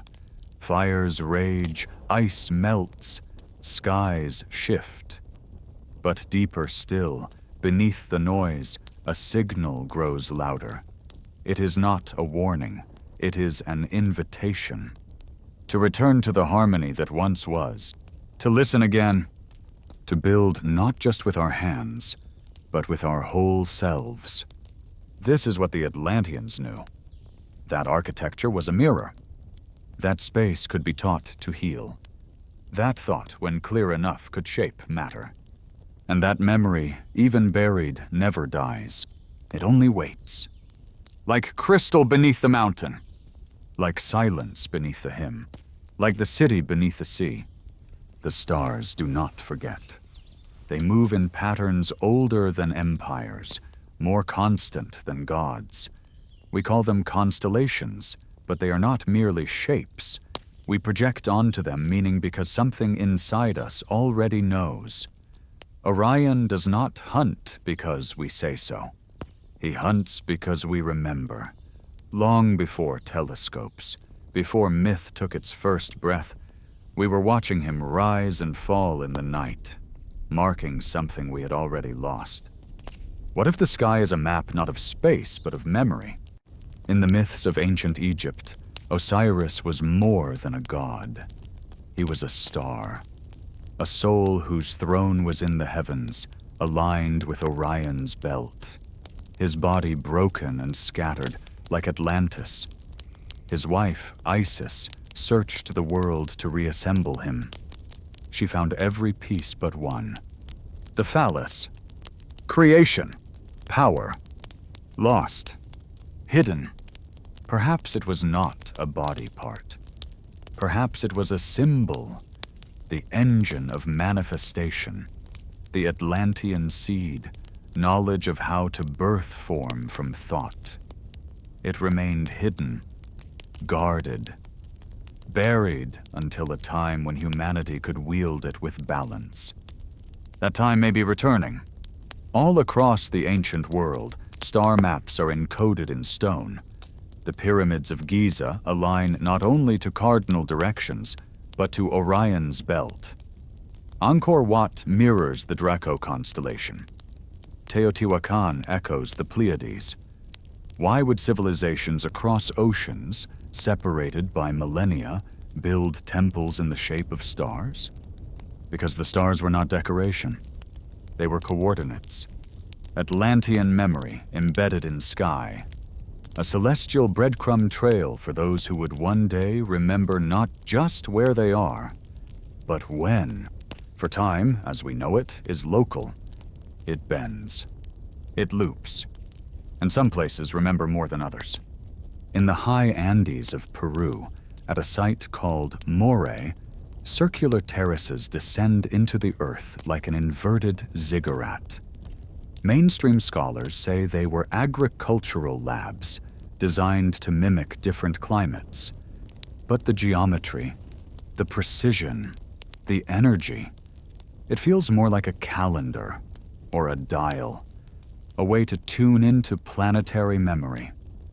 To stand at the center is to feel pulled, not down, but in, as if the air is thinner, not from altitude, but from something else, something older. We are taught that history is a line, but the ancients taught it is a wheel. The Hindus call it the Yuga cycle, 4 great ages that repeat. In the Golden Age, or Satya Yuga, truth is natural and effortless. In the Dark Age, Kali Yuga, truth must be hunted. We are told we live now in the latter, but every ending is also an entrance. If Atlantis was the last apex, it may have marked the fall from Satya into Kali. And now, slowly, we begin to rise again, turning the wheel. Not toward the past, but toward the pattern that underlies it. Patterns never vanish. They recede. Beneath war, beneath chaos, beneath noise. But they whisper, in Fibonacci spirals, in golden ratios.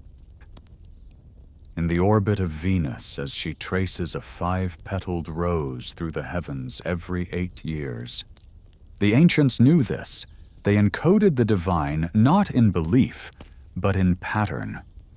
And Atlantis, if we truly listen, was the cathedral of that knowing. Its people were not perfect. They too fractured. But before the fall, they held the seed of alignment.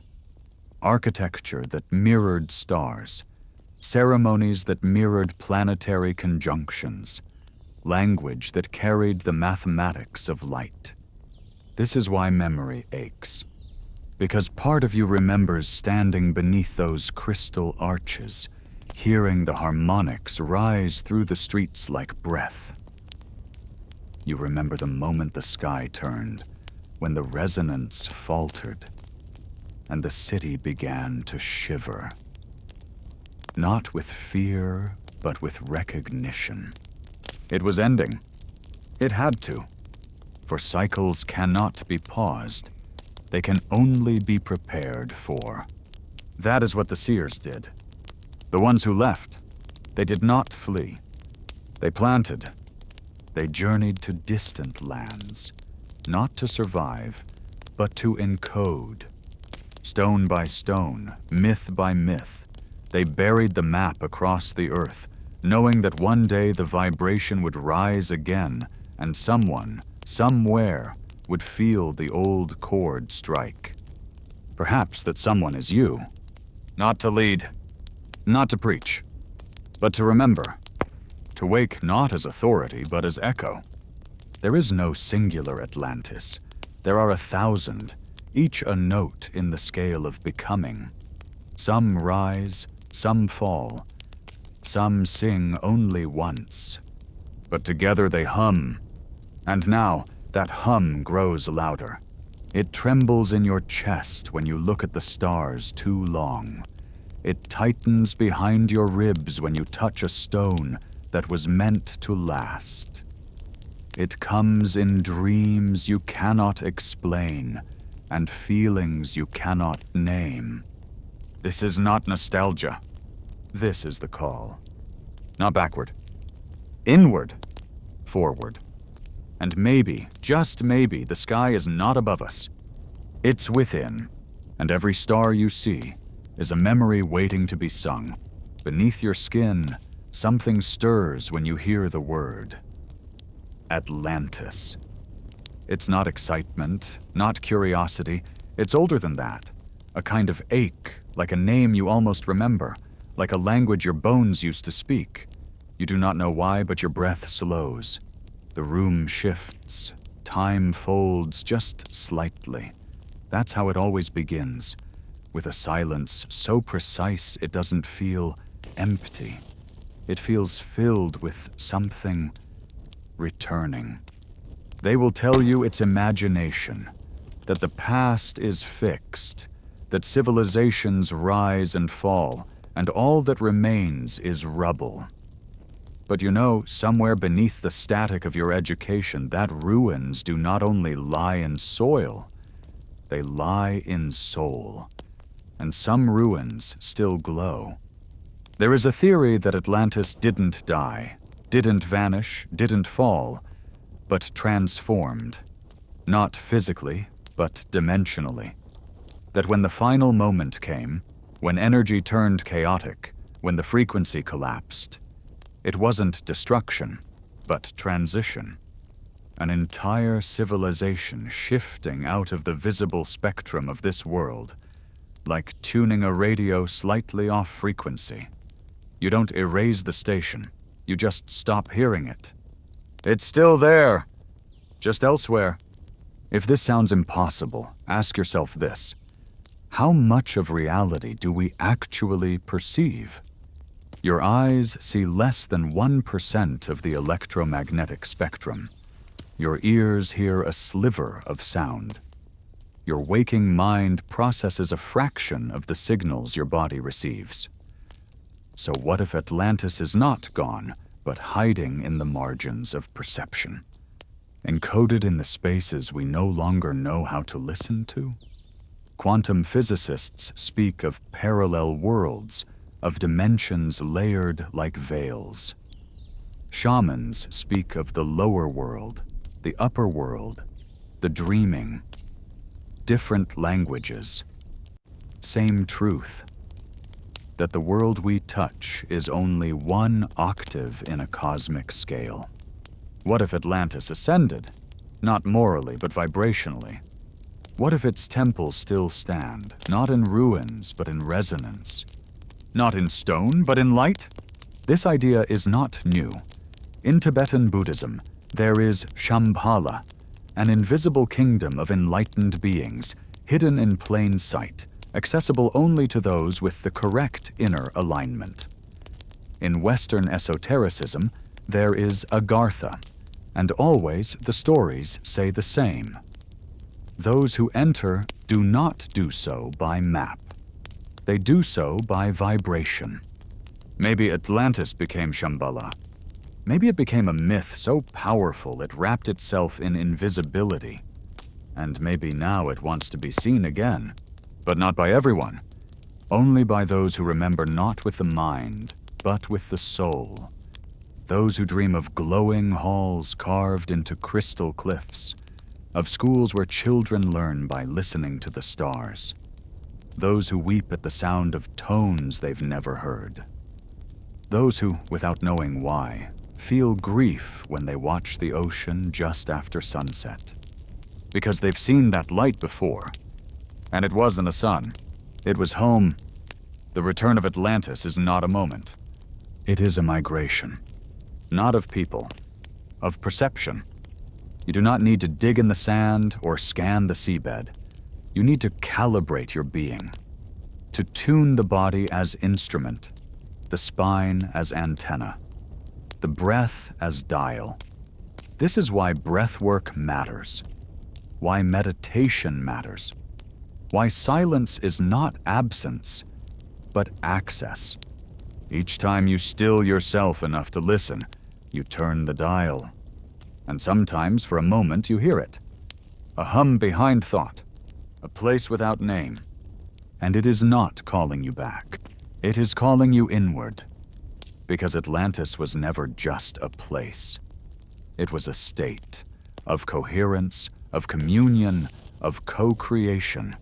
A civilization not based on control, but connection between elements, between beings, between worlds. And that state is not extinct. It is emergent.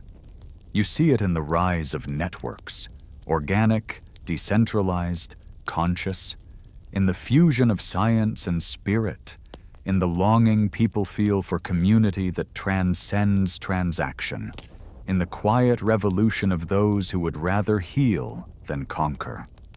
These are not trends.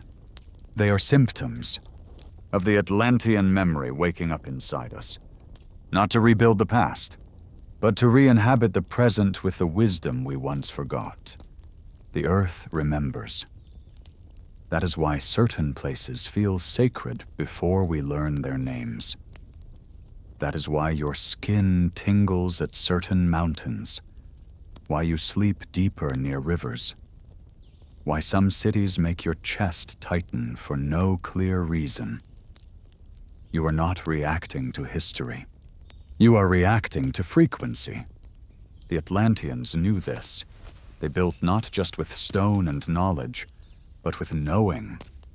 They felt the earth's song and added harmony, not volume, not domination. Harmony. We forgot.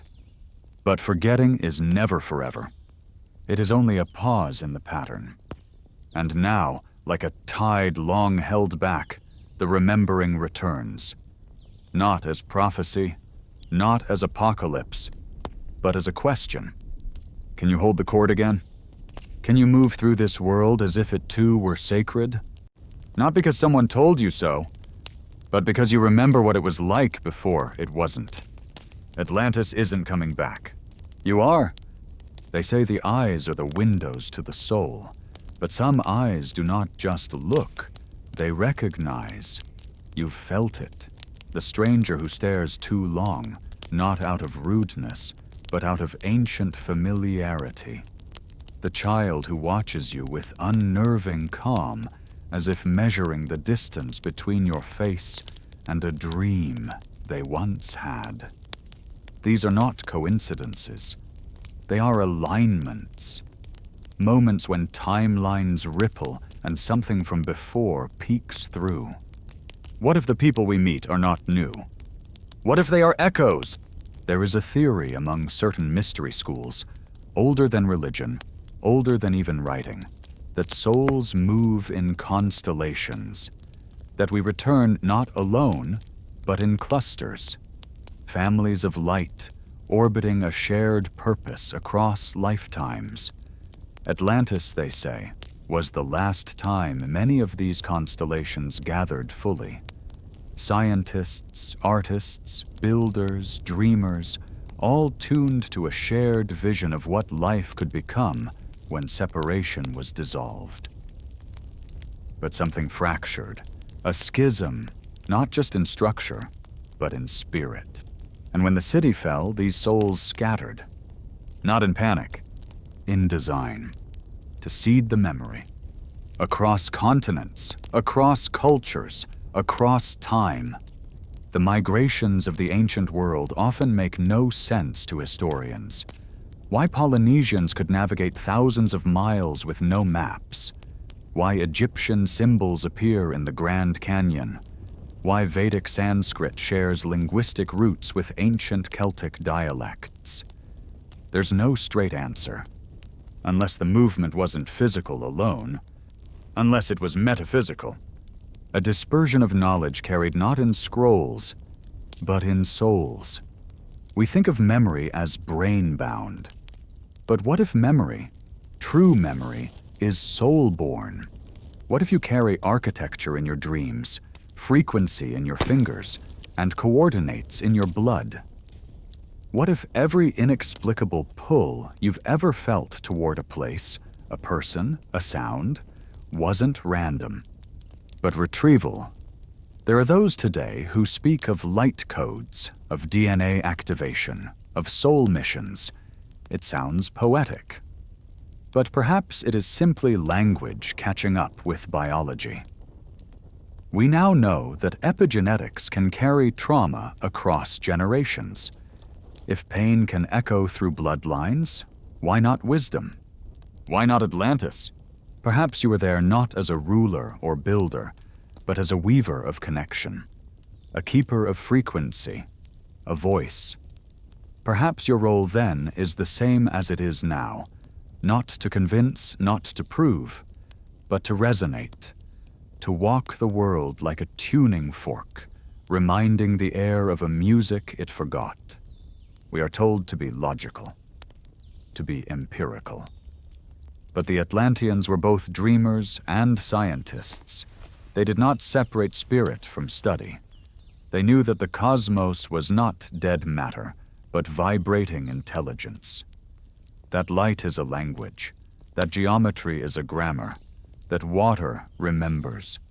And water, after all, was their end, and perhaps their gateway. The flood is not just a myth. It is a trauma, carved into every story we've ever told ourselves about endings. It is the flood that drowned the gods, that silenced the golden cities, that turned knowledge into rumor. But floods do not only destroy, they reset, they cleanse, they carry seeds downstream. And the seed of Atlantis did not drown. It embedded. In stone, in DNA, in story. Look closely, and you will find Atlantis hiding in plain sight. In mandalas, in labyrinths, in the golden spirals of sunflower seeds, in the sacred architecture of temples long mislabeled as tombs, in the sudden advances of forgotten cultures who appeared to build impossible things, only to vanish again. It is not that they vanished. It is that they completed their part. The Atlantean legacy does not unfold all at once. It returns in waves, in layers. Now, one of those layers is rising again. You can feel it in the quiet rebellion against soulless systems, in the longing people feel for depth, for ritual, for sacredness, in the way science bends closer to mystery with every quantum equation, in the silence between words that feels increasingly full. We no longer want just answers. We want remembrance, not information, but integration. This is the Atlantean call, not a trumpet blast from the sea, but a soft pulse from within. A tug at the edge of your being that says, there's more. There has always been more. But you must be still to hear it. You must choose to remember. That's the secret no prophecy tells you. Atlantis does not return to the uninvited. It does not descend. It unfolds from within, like a flower opening one petal at a time, drawn toward the sun of your willingness. There is no map to follow, no code to crack, only presence, only attunement, only the quiet courage to believe that your strange longings, your impossible memories, your unreasonable dreams are not mistakes. They are markers, they are coordinates, and they are leading you home. There are no straight lines in dreams, only loops, spirals, returning places disguised as new terrain. You think you're going forward, toward something distant, something lost, but you are circling closer to what was never truly gone. Atlantis is not behind you. It is beneath you. It is within you. It is the dream you've been having in fragments. The ache in your chest when you hear music with no words. The flicker of emotion when staring too long into the eyes of a stranger who feels like a mirror. We talk of awakening, as if it is a future event. But awakening is simply the moment when the story you were told begins to feel thinner than the one you've carried in silence. You've always known there was more. More to this world than machines and markets. More to your existence than schedules and skin. More to your mind than memory. There is a vastness in you that your childhood couldn't name. A feeling that your birth was not your beginning. That you came here with something buried in your hands. Some call it purpose. Others call it madness. But Atlantis would call it memory. Not the kind that comes from experience. The kind that comes before experience. The kind that is whispered into the soul before it takes form, sealed with light and silence and longing. And now, the seal is softening. You feel it in your dreams. Staircases that descend into luminous voids. Cities made of resonance and stone. Names that don't make sense in waking life, but leave you trembling. The body may forget, but the soul cannot be fooled. It knows what it has built before. It knows what it has lost. And it knows when the time comes to rise again. This rising is not a spectacle. It is not towers erupting from oceans. It is not disclosure from governments or footage of temples beneath waves. Those things may come, or they may not. It does not matter. The true return is not external. It is vibrational. It is when a critical mass of souls begin to hum at the old frequency.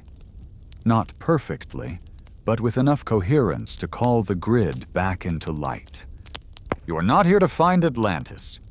You are here to be part of its remembering. To walk in this world carrying the codes of another. To touch others not with explanation but with resonance. Atlantis was not an age of answers. It was an age of knowing.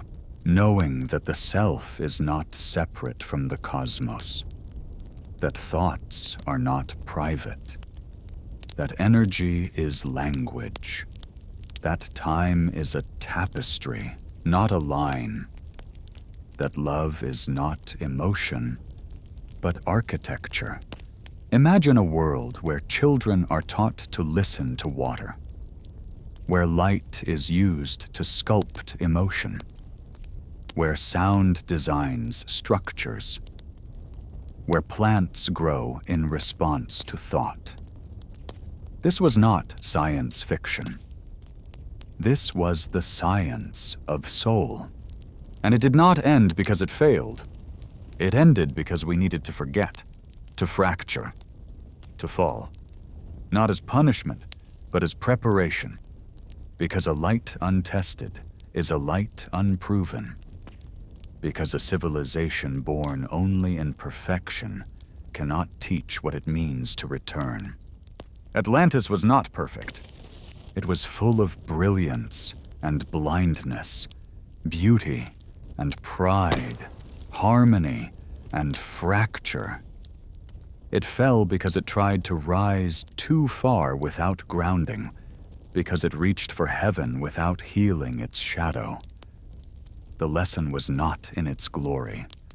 The lesson was in its fall. And now, that lesson is ours to remember. Not through guilt, but through grace. Not to rebuild what was, but to rise in a way that holds what was and what must be together in a new form. You may not feel ready. You may feel too small. But smallness is a trick of amnesia. You are older than you know. You were there, not as a witness, but as a builder, a singer, a seeder. You helped carve frequencies into the bones of earth. You whispered code into crystals. You sang the oceans into remembering. And now you return not with instructions, but with intuition. You will not remember all at once. Memory will arrive in pieces, in tears, in colors, in sensations you cannot trace. A familiar scent in a foreign city. A sudden grief for a place you've never been. An inexplicable desire to lie down on ancient stone. Honor those moments. They are sacred. They are the echoes of the path that leads back into the spiral. Back into coherence. Back into communion. You are not alone. The others are waking, too. They speak in many tongues, wear many skins, follow many myths. But underneath the difference, the chord is the same. A vibration older than culture, deeper than doctrine. It hums in their art, in their silence, in their hunger for something the world has not yet named. They are your constellation. And together, you will tune this reality into something new, not by erasing what is, but by remembering what was, and allowing it to rise again. Not in stone. In being, you walk through your day as if nothing is strange, but part of you knows better. There's a flicker, just there, in the corner of your vision. like the world isn't entirely stable, like it's only pretending to be solid.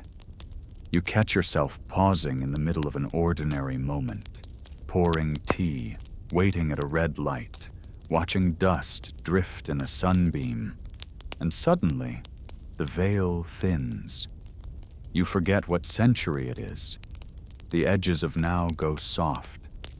Something ancient breathes beneath the surface. That breath is Atlantis. It is not gone. It's dreaming. And you, if you've come this far, are one of the ones it dreams through. We were never meant to remain buried in forgetfulness. The fall was never the end.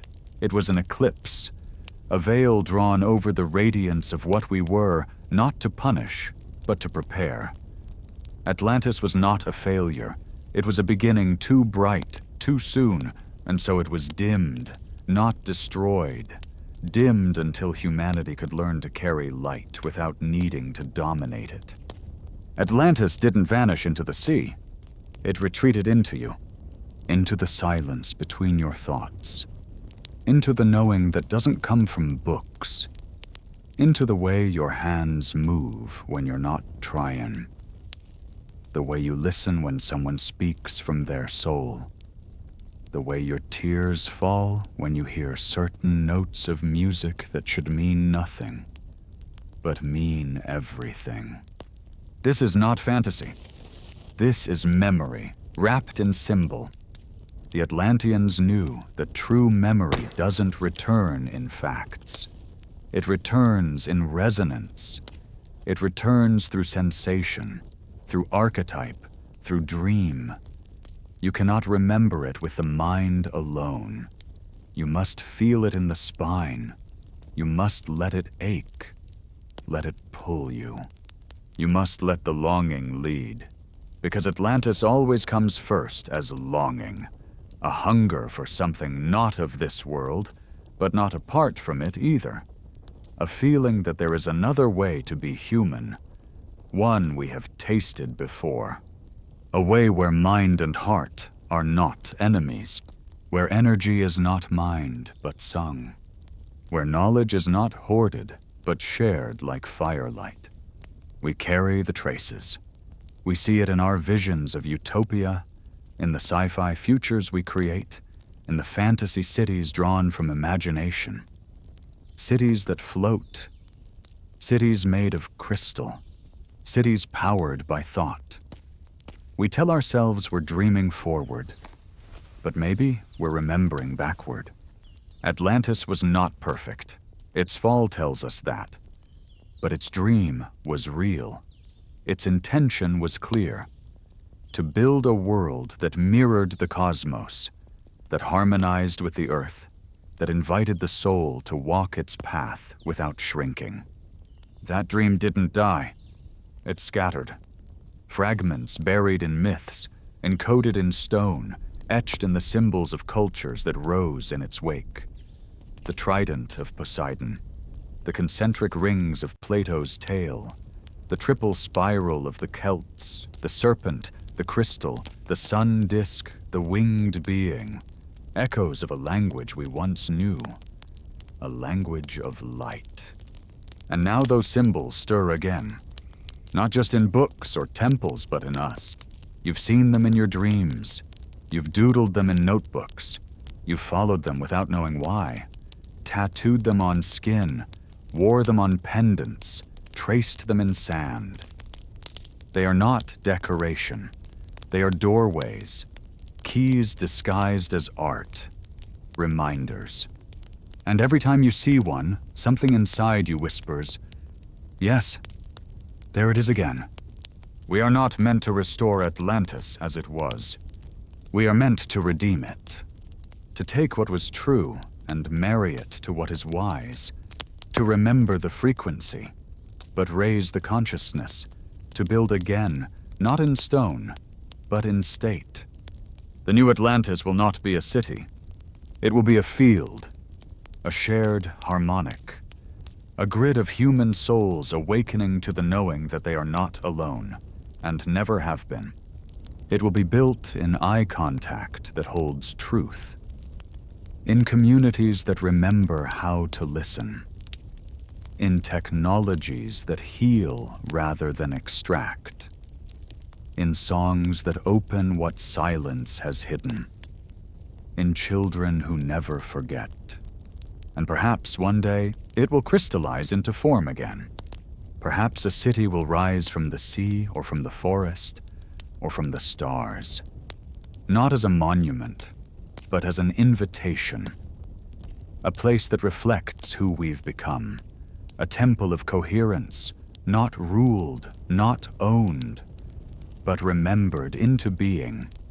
But first we remember ourselves. That is the work now. To walk as if the dream is real, to love as if the soul has done this before, to create as if matter is listening. Because it is. Atlantis was never only a place. It was a way of being, and that way begins again with you. Not all awakenings are loud. Some arrive like fog, soft and full of edges that haven't fully formed. You don't realize you've crossed a threshold until you look back and see the world has changed. Not outside, but in how it responds to you. The birds fall silent when you enter a grove. Streetlights flicker when your thoughts wander too far. People begin to speak to you with the weight of unspoken trust, as if they know you from somewhere they cannot name. This is not coincidence. This is frequency. You are tuning again, not to a belief, but to a memory, a forgotten code rising from within, not taught, but activated. Atlantis was never about belief. It was about coherence, the alignment of self with source, thought with matter, intention with vibration.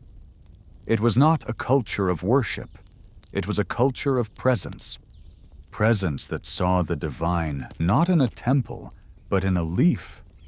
Not in rules, but in rhythm. Not in separation, but in synthesis. And now that presence stirs in you. Not in grand declarations, but in subtle disobediences. The refusal to hurry when the world demands speed. The choice to feel in a culture that numbs. The hunger for silence in a time of noise. The craving for depth when everything is designed to skim. Atlantis is not in the ocean. It's in those refusals. In the places where you begin to live as if the old dream still matters. As if integrity were magnetic. As if beauty were function. As if wonder were data. In that world, which still sings in your bones, a garden was not just a place, it was a portal. The act of tending it was prayer. Every plant, a consciousness. Every seed, a pact. The Atlanteans did not dominate nature. They entered into contract with it. They understood that every root system was part of a larger intelligence.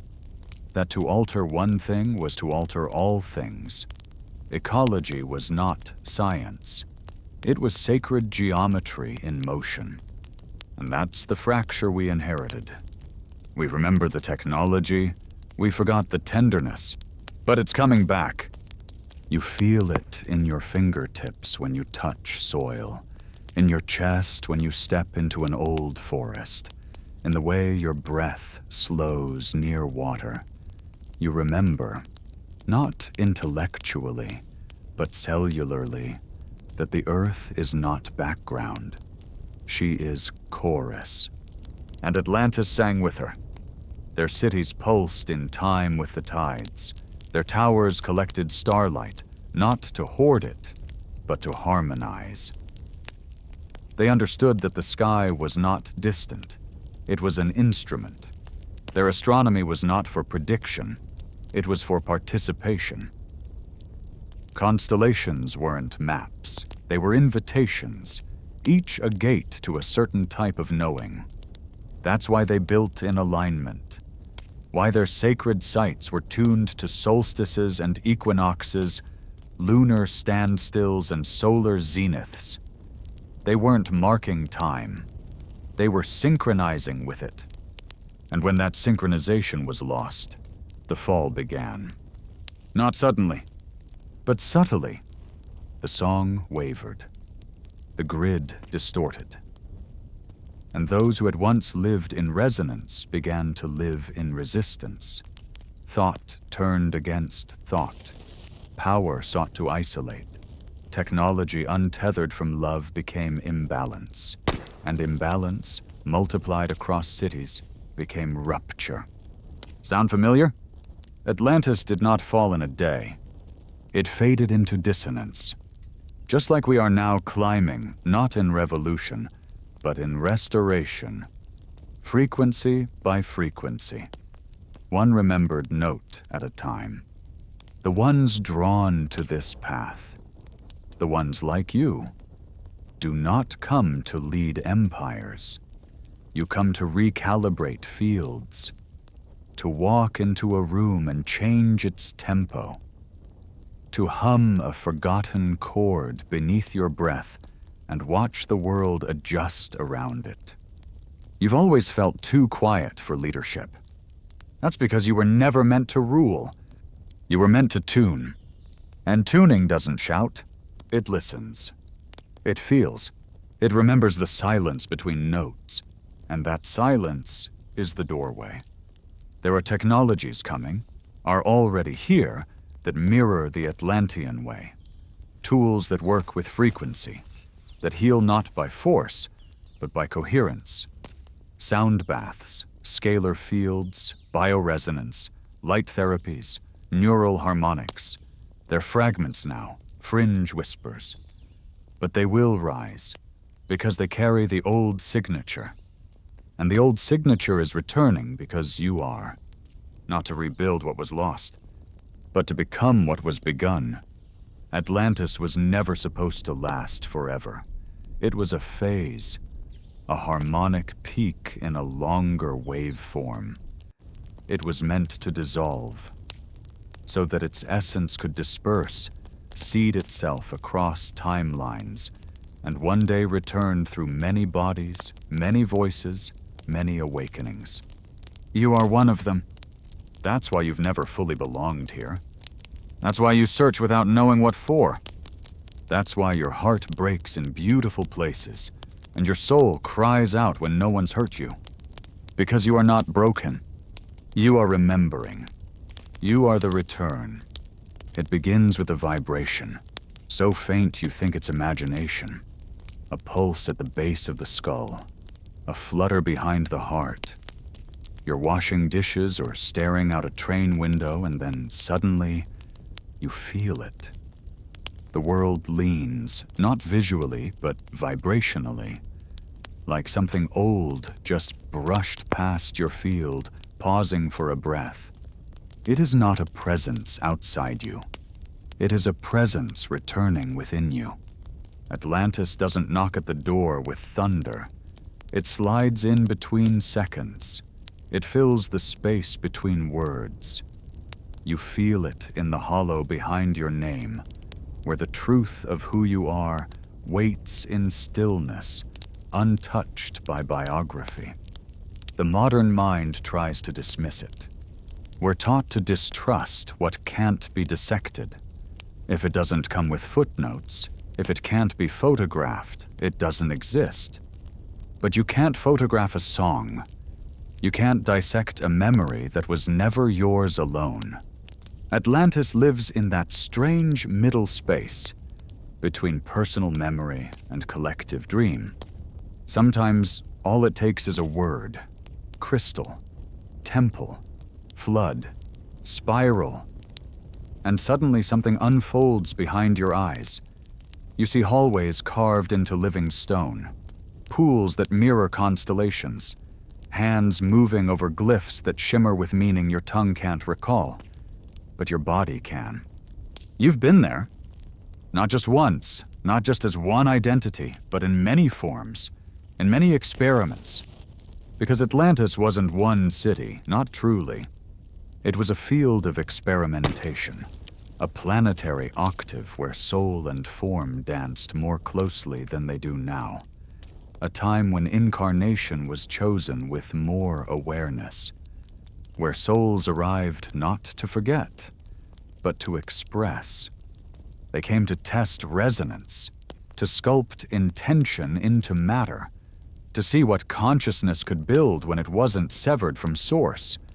And they built wonders, structures that spoke, gardens that dreamed, machines that responded to thought. But every experiment has its limit. Some Atlanteans pushed too far, driven by a hunger to transcend the body entirely, to engineer spirit without mystery, to harness source without reverence. That was the fracture, not evil, not war, but imbalance. A tilt toward intellect without heart, a science unmoored from soul. And so the field collapsed. Not all at once, not like myth tells it.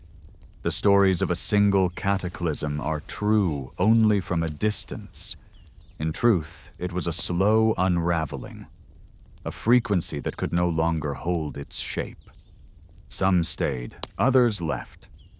But many chose to carry the memory forward, not as doctrine, but as frequency.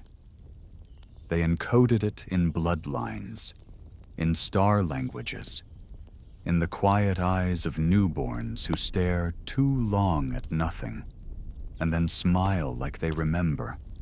You might be one of them. You might be carrying the broken chord, the part that didn't finish its song. Not to lament it, but to finally sing it through. That's what you feel, isn't it?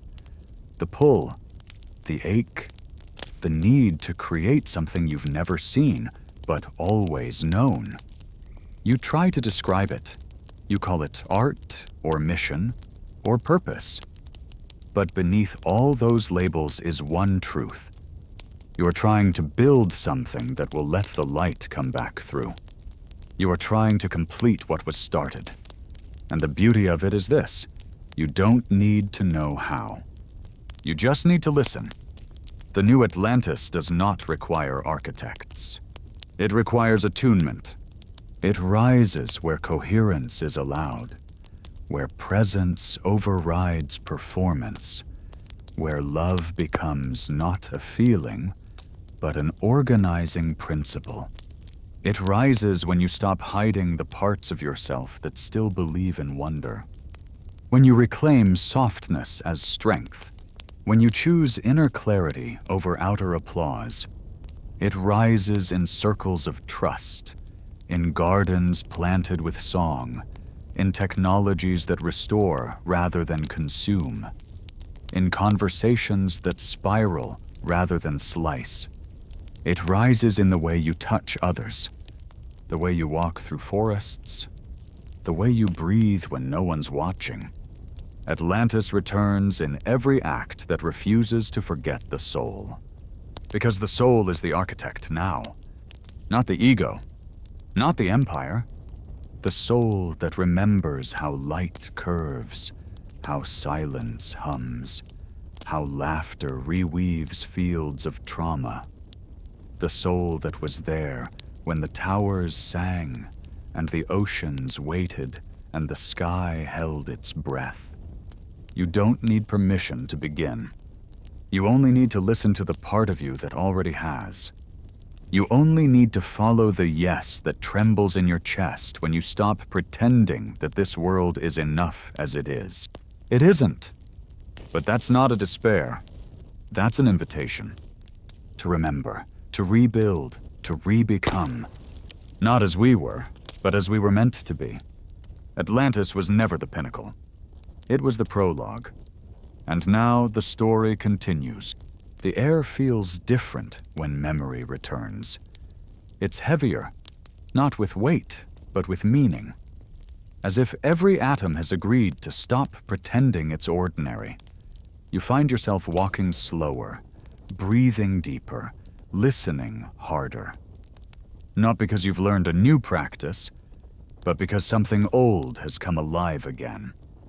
This is not awakening in the way books describe it. It's not lightning bolts or visions carved in fire. It's quieter than that. Stranger, more sacred. It feels like remembering the steps to a dance your body never forgot. Like finding your name in a book you didn't write, but once lived. That's the current of Atlantis rising through you? Not in grandeur, but in gravity. Because remembering doesn't always lift. Sometimes it grounds. It presses you into stillness, into silence, into awe at how much you once knew, and how much you are still learning to carry again. There's grief in that. No one speaks of the grief, but those who remember, they feel it. A mourning that comes in waves with no clear source. You walk through your day, everything perfectly fine, and suddenly, tears. For no reason the mind can explain. But the soul knows. It's mourning the fracture, the forgetting, the lifetimes spent in shadow, trying to hold on to a light no one else could see. It's mourning the temples lost, the cities swallowed, the voices silenced. But it's also something else. It's a kind of sacred homesickness. A longing not just for a place, but for a way of being that felt like home.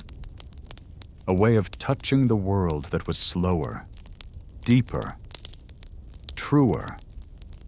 A way of living where wisdom wasn't rare, where time wasn't an enemy, where wonder was the foundation, not the escape. You've known that way before. And no matter how strange it feels, how lonely or impossible, you are not here by accident. The timelines are converging again. And those who carry the old chords, the Atlantean frequencies, are waking up not just to remember, but to anchor. To become the tuning forks for a world that has forgotten how to sing. This is not about saving anything. Atlantis doesn't need saving. Neither does Earth. This is about coherence, about weaving the threads that were scattered, about stepping into alignment with the original song, the one that was never written, but always heard by those who knew how to listen. You don't have to know all the words. You don't even need to sing them out loud. You just have to live in tune. That means different things for different people. For some, it's building communities that move like ecosystems. For others, it's painting visions they don't understand until years later. For some, it's remembering how to speak to water. For others, it's knowing exactly when to say nothing at all. The Atlantean return is not a movement. It's a remembering through embodiment. It's the quiet confidence that comes when you stop waiting for proof and start trusting the pulse in your bones. It's a deep knowing that your softness is not weakness, your sensitivity is not flaw, your longing is not confusion. They are instructions, encoded, precise. Your system is ancient tech, and every feeling you've been told to suppress is actually a signal, pointing you home. This is the new architecture, not buildings but beings. Not towers, but timelines aligned through love. We are not meant to repeat Atlantis. We are meant to evolve it, to honor what was beautiful, to integrate what was flawed, to carry forward the resonance without repeating the fracture, to reclaim the dream without chasing the shadow of perfection. You may be tired. That's okay. Atlantean souls carry the weariness of worlds. You've held the frequency through storms. You've walked through lifetimes where your knowing had no language, no echo, no place. But the silence is breaking now. The others are rising. They don't always look like you. They don't always speak like you. But when your frequencies touch, there is no doubt. the remembering blooms instantly.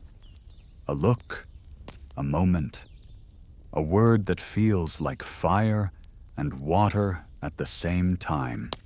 You recognize each other without needing to explain, and together you begin to hum again. It's not a choir yet, but it's coming. The new grid is forming, not in stone, but in connection, not in power, but in presence, not in dogma, but in devotion, to truth, to balance, to beauty that serves rather than stuns. You are not too late. You are right on time. The gates of the old song are opening, and this time, the melody will not be lost. This time, we will remember all the way through. And now the water is still, not silent, but listening. You stand at the edge of something vast, not just in space, but in meaning. A threshold, a mirror, a return. You've come far, though your feet have not moved. The journey was never across land. It was across layers of self, peeled back like veils, until what remained was not new, but original. This is the final turning. Not an end! An integration. Atlantis does not rise in thunder. It does not need to. It rises in you, in the quiet choices, the subtle alignments, the tremble of yes when no one is watching. It rises every time you say, I remember, without proof. Every time you trust wonder more than logic. Every time you let the unseen shape the scene. Because this was never about returning to a place. It was about becoming the place. The sanctuary. The temple. The city of light encoded in the chambers of your heart. What was once built from crystal and song must now be built from awareness, from breath, from being. The Atlanteans had towers that touched the sky, yes, but their greatest technology was coherence. Their greatest offering was wholeness. And that wholeness is not gone. It's arriving again, through you. You were never meant to remember it all at once. The human system is tender, exquisitely timed. The codes awaken as you are ready. As you soften, as you shed what is not yours, as you grieve the versions of you that never knew this light. You will remember more, not in words, in ways. You'll remember how to stand without armor, how to speak without defense, how to move through the world as if it is already sacred, because it is. You'll remember how to sit in stillness and hear what others miss. The pulse beneath the surface of things, the hum in the soil, the ancient song still playing beneath modern noise. You'll remember that nothing is lost, only transformed. You'll stop chasing truth like it's somewhere else. You'll let it find you instead, in the warmth of a stranger's laugh, in the pause before a storm, in the spaces between thoughts where only presence remains. You'll stop needing Atlantis to be proven. You'll let it be, as breath, as echo, as blueprint. Some will never see it. That's okay. Atlantis does not need everyone. It only needs enough. Enough hearts attuned. Enough minds opened. Enough souls steady enough to hold the frequency without bending it to fear. You are one of them. Not chosen. Choosing. That is the Atlantean way. Not hierarchy, but harmony. Not destiny, but devotion. You were not sent here. You came. You offered. And in your offering, you became a seed, a beacon, a lighthouse humming beneath skin. You won't always feel ready, but you will feel aligned. You will know the next step not by instruction, but by resonance. You will recognize the places meant for you, not by appearance, but by how the air wraps around your body like an old friend. You'll enter spaces and feel the field shift. not because you spoke, but because you arrived in coherence. That is enough. That is everything. You are not here to carry Atlantis alone. You never were. There are others. Some awake, some still slumbering in cities of noise and steel. But they will stir. They will hear the tone in your presence. They will feel the invitation, subtle, unspoken. And when they do, they will remember their part. Some will paint it. Some will grow it. Some will teach it. Some will code it into the bones of the next great leap in technology. Some will raise children who never forget. Some will build sanctuaries without walls. Some will die early, not in failure, but in completion. Each one is part of the design. Each one is a thread in the old weave. And you are the hands that begin to braid it again. There will be days when the dream dims, when the world feels too loud, too fast, too blind. On those days, return here, to this knowing, to this vibration. Let the memory warm your spine. Let it soften your gaze. Let it remind you, you are not broken. You are becoming. And so is the world. It will not always be easy, but it will be beautiful. Because what you are building, what we are building, is not a replica of the past. It is the next octave of an ancient song, arising not in stone, but in soul. A civilization not of conquest, but of coherence. Atlantis did not fall in vain. It fell so that one day, across lifetimes and languages, across silence and suffering, we would find each other again. And this time, we would carry the light not in temples, but in our eyes. Not in towers, but in our touch. Not in myth, but in our living. Atlantis was never lost, only waiting. And now, it hears you coming,